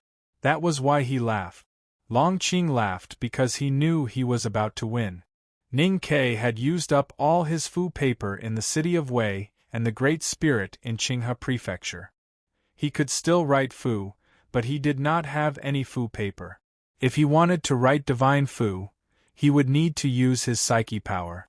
He could still use Haotian's divine light, but he did not have the Great Spirit that he had accumulated for many years. If he wanted to absorb the qi of heaven and earth into his body, he would need to use a lot of psyche power. Everyone knew that Ningke was the same as Yi Hongyu. They were both peerless geniuses who cultivated in several sections. After Xiahou, it was difficult for anyone to force him to use all his trump cards. It was even more impossible with his current state. However, he had traveled thousands of miles to kill people. Even if he meditated and recovered in the Lank Temple for a period of time, it was impossible for him to be as powerful as when he had just left Chang'an. He could not regain some skills in a short time. What Long Qing wanted to do was to force him to use up his psyche power. He lured Ningke to shoot the iron arrow. He made hundreds of the last, most loyal and most powerful subordinates attack fearlessly and die one after another. All this was to use up Ningke's psyche power. Psyche power was the foundation of cultivation. It was the firewood for fighting. It was everything. No one had ever thought of using up their psyche power to defeat Quebec. This was because his psyche power was extremely powerful. This was also something that many people knew. However, Long Qing dared to think this way. Because only he knew a fact. No one's psyche power could be stronger than his. Not even Ningke. Tomorrow, my wife will be here. Everything will be better. I will recuperate as soon as possible. Then, I will gather enough energy to write the ending of the night. Please encourage me. Thank you.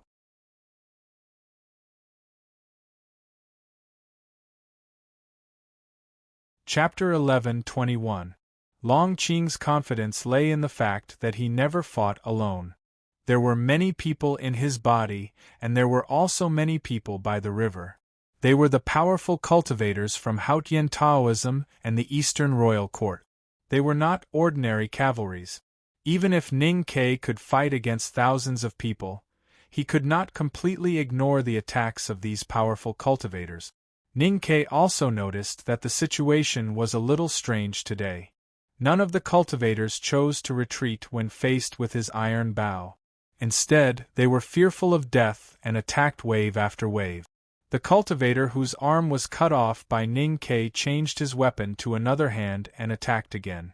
The cultivator whose leg was cut off jumped and continued to attack with his companions. Those people looked pale.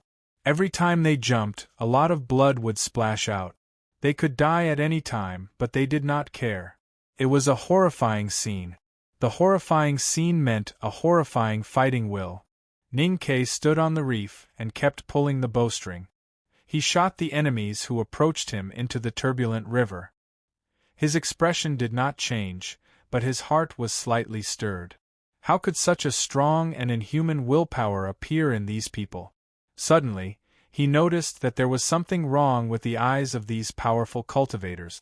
They were not black like the ordinary people of the Central Plains, nor were they brown like the barbarians. Instead, they were a very strange gray, as dim as the lead clouds in the sky. More than 200 powerful cultivators rushed toward the river, surrounded and attacked. No matter how badly they were injured, they were calm and even a little numb. There was no fear in their gray eyes, only a desire to devour people and even an aura that was close to self-destruction. Looking at these hundreds of pairs of gray eyes, Ning Ke felt that he was surrounded by hundreds of hungry wolves. The surrounding air became a little cold, and he became very vigilant. The movements of his hands gradually slowed down. Slowing down the movements was not to slow down the attack, but to achieve the best effect with each attack. It would be best if he could directly cut off the opponent's waist or neck.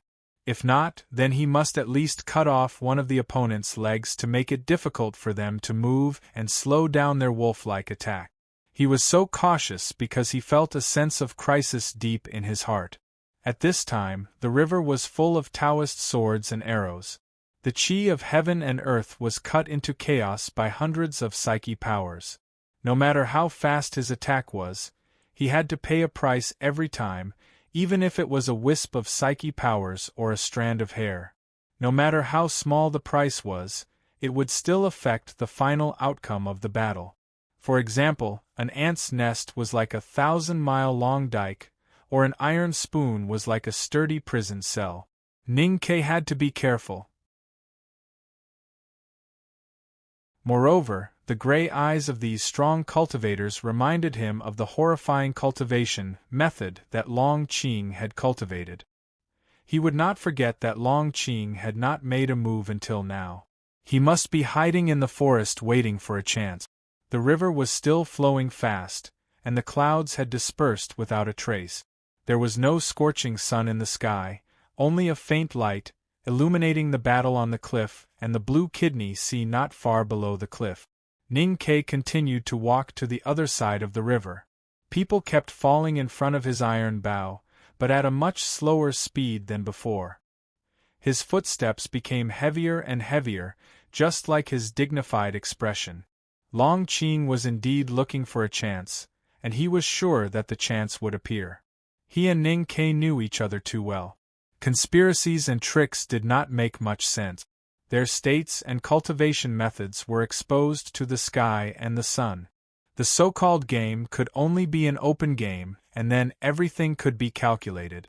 Under the continuous attacks of hundreds of strong cultivators, no matter how strong Ning Ke's psyche power was, it would inevitably be gradually consumed. No matter how cautious he was, he would eventually reveal a loophole.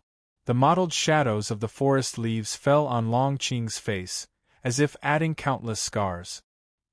He quietly and attentively watched the battle in the river, and watched Ning Ke walk down the reef toward him. Ning Ke's movements were still so steady, and his footsteps were also so steady, but too steady. He raised his hand to play the bowstring and threw his feet into the water. The rhythm was so precise that it was hard to imagine. However, it was this absolutely precise rhythm that gave off a slightly stiff feeling. The feeling of freedom that Ning Ke had shown at the beginning of the battle had unknowingly been worn away by the blood and broken limbs. He could only rely on precision to control the entire battle. If he wanted to control it, it meant that he was about to lose control.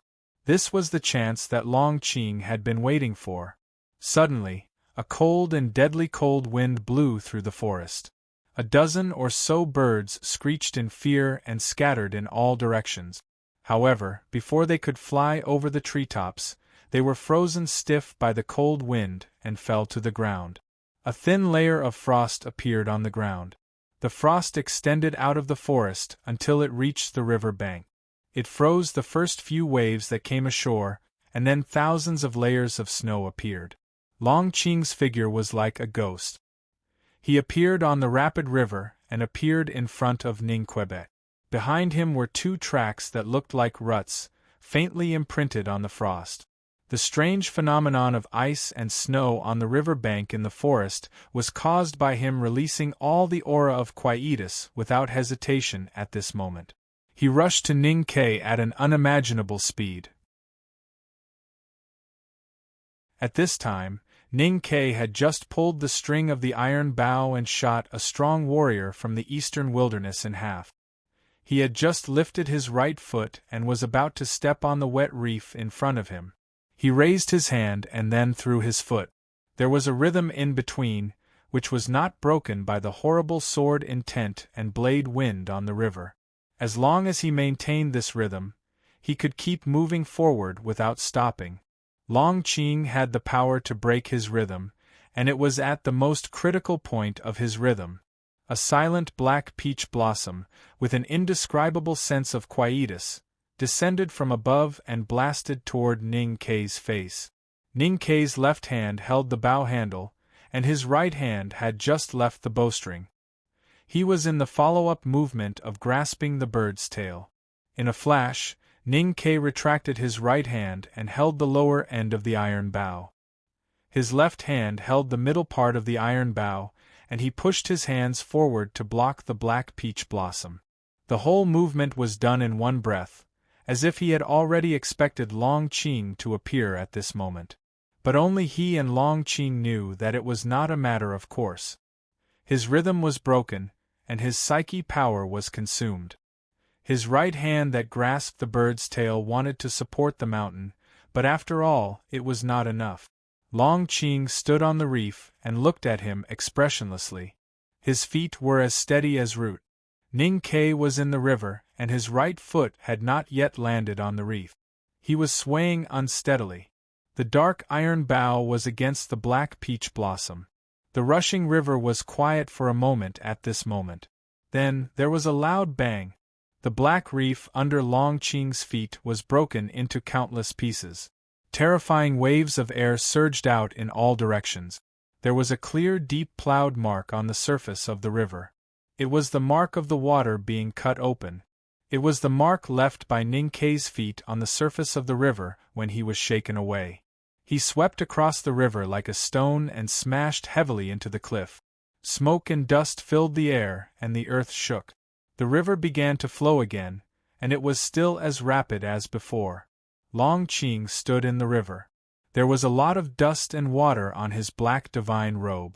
He was wet and his hair was messy. His face was pale, and there was blood flowing from the corner of his mouth. He looked extremely embarrassed. However, his eyes were so bright as stars, because he looked at the cliff on the other side of the river. The smoke and dust had dissipated, and there was a dark hole there. No one knew how deep Ning Kei had been smashed into the cliff.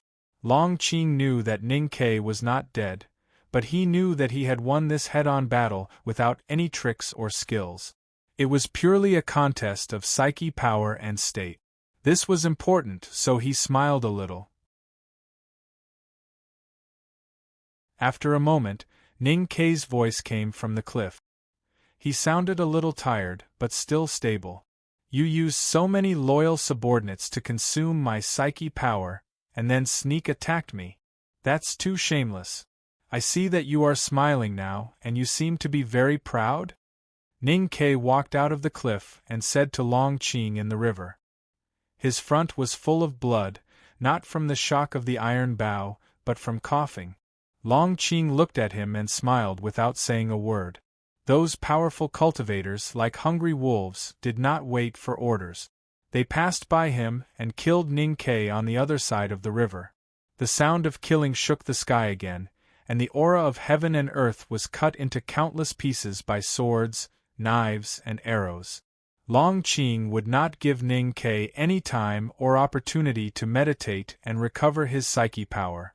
The sound of the iron bow overwhelmed the sound of the surging water again, and began to harvest lives. Everything seemed to be the same as before. But in fact, everything was different. Ning Kei's movements were still stable, but more stiff. He still looked calm, but there was an emotion deep in his eyes that no one could understand. Those powerful cultivators were obviously controlled by Longqing's secret method, or at least given some restrictions.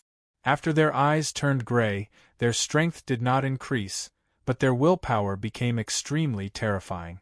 They really pestered Ning Kei to the extreme, and if they were not killed or smashed, they would cause trouble for Ning Quebec.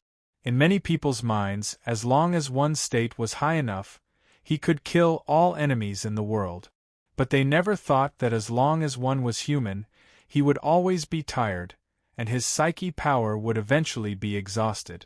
Ning Kei's psyche power was gradually consumed. It was not exhausted yet, but there were signs.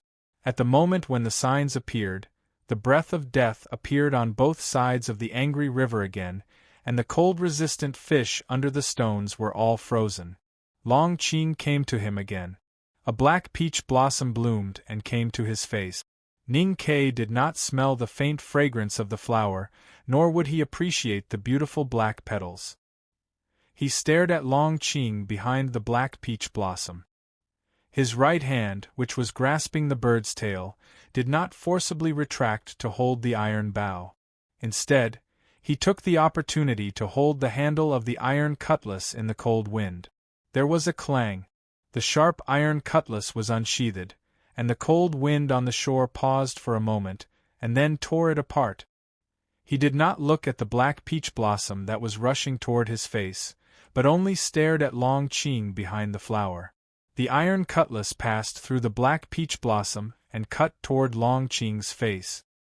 He was very clear that if he let the situation develop, he might be exhausted to death. Even if he killed all of Long Qing's subordinates, it would be difficult for him to survive after Long Qing gained the upper hand.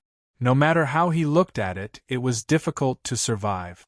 Then, they could only die together. He looked at Long Qing. He sent an invitation. There's more today. I'm writing slowly.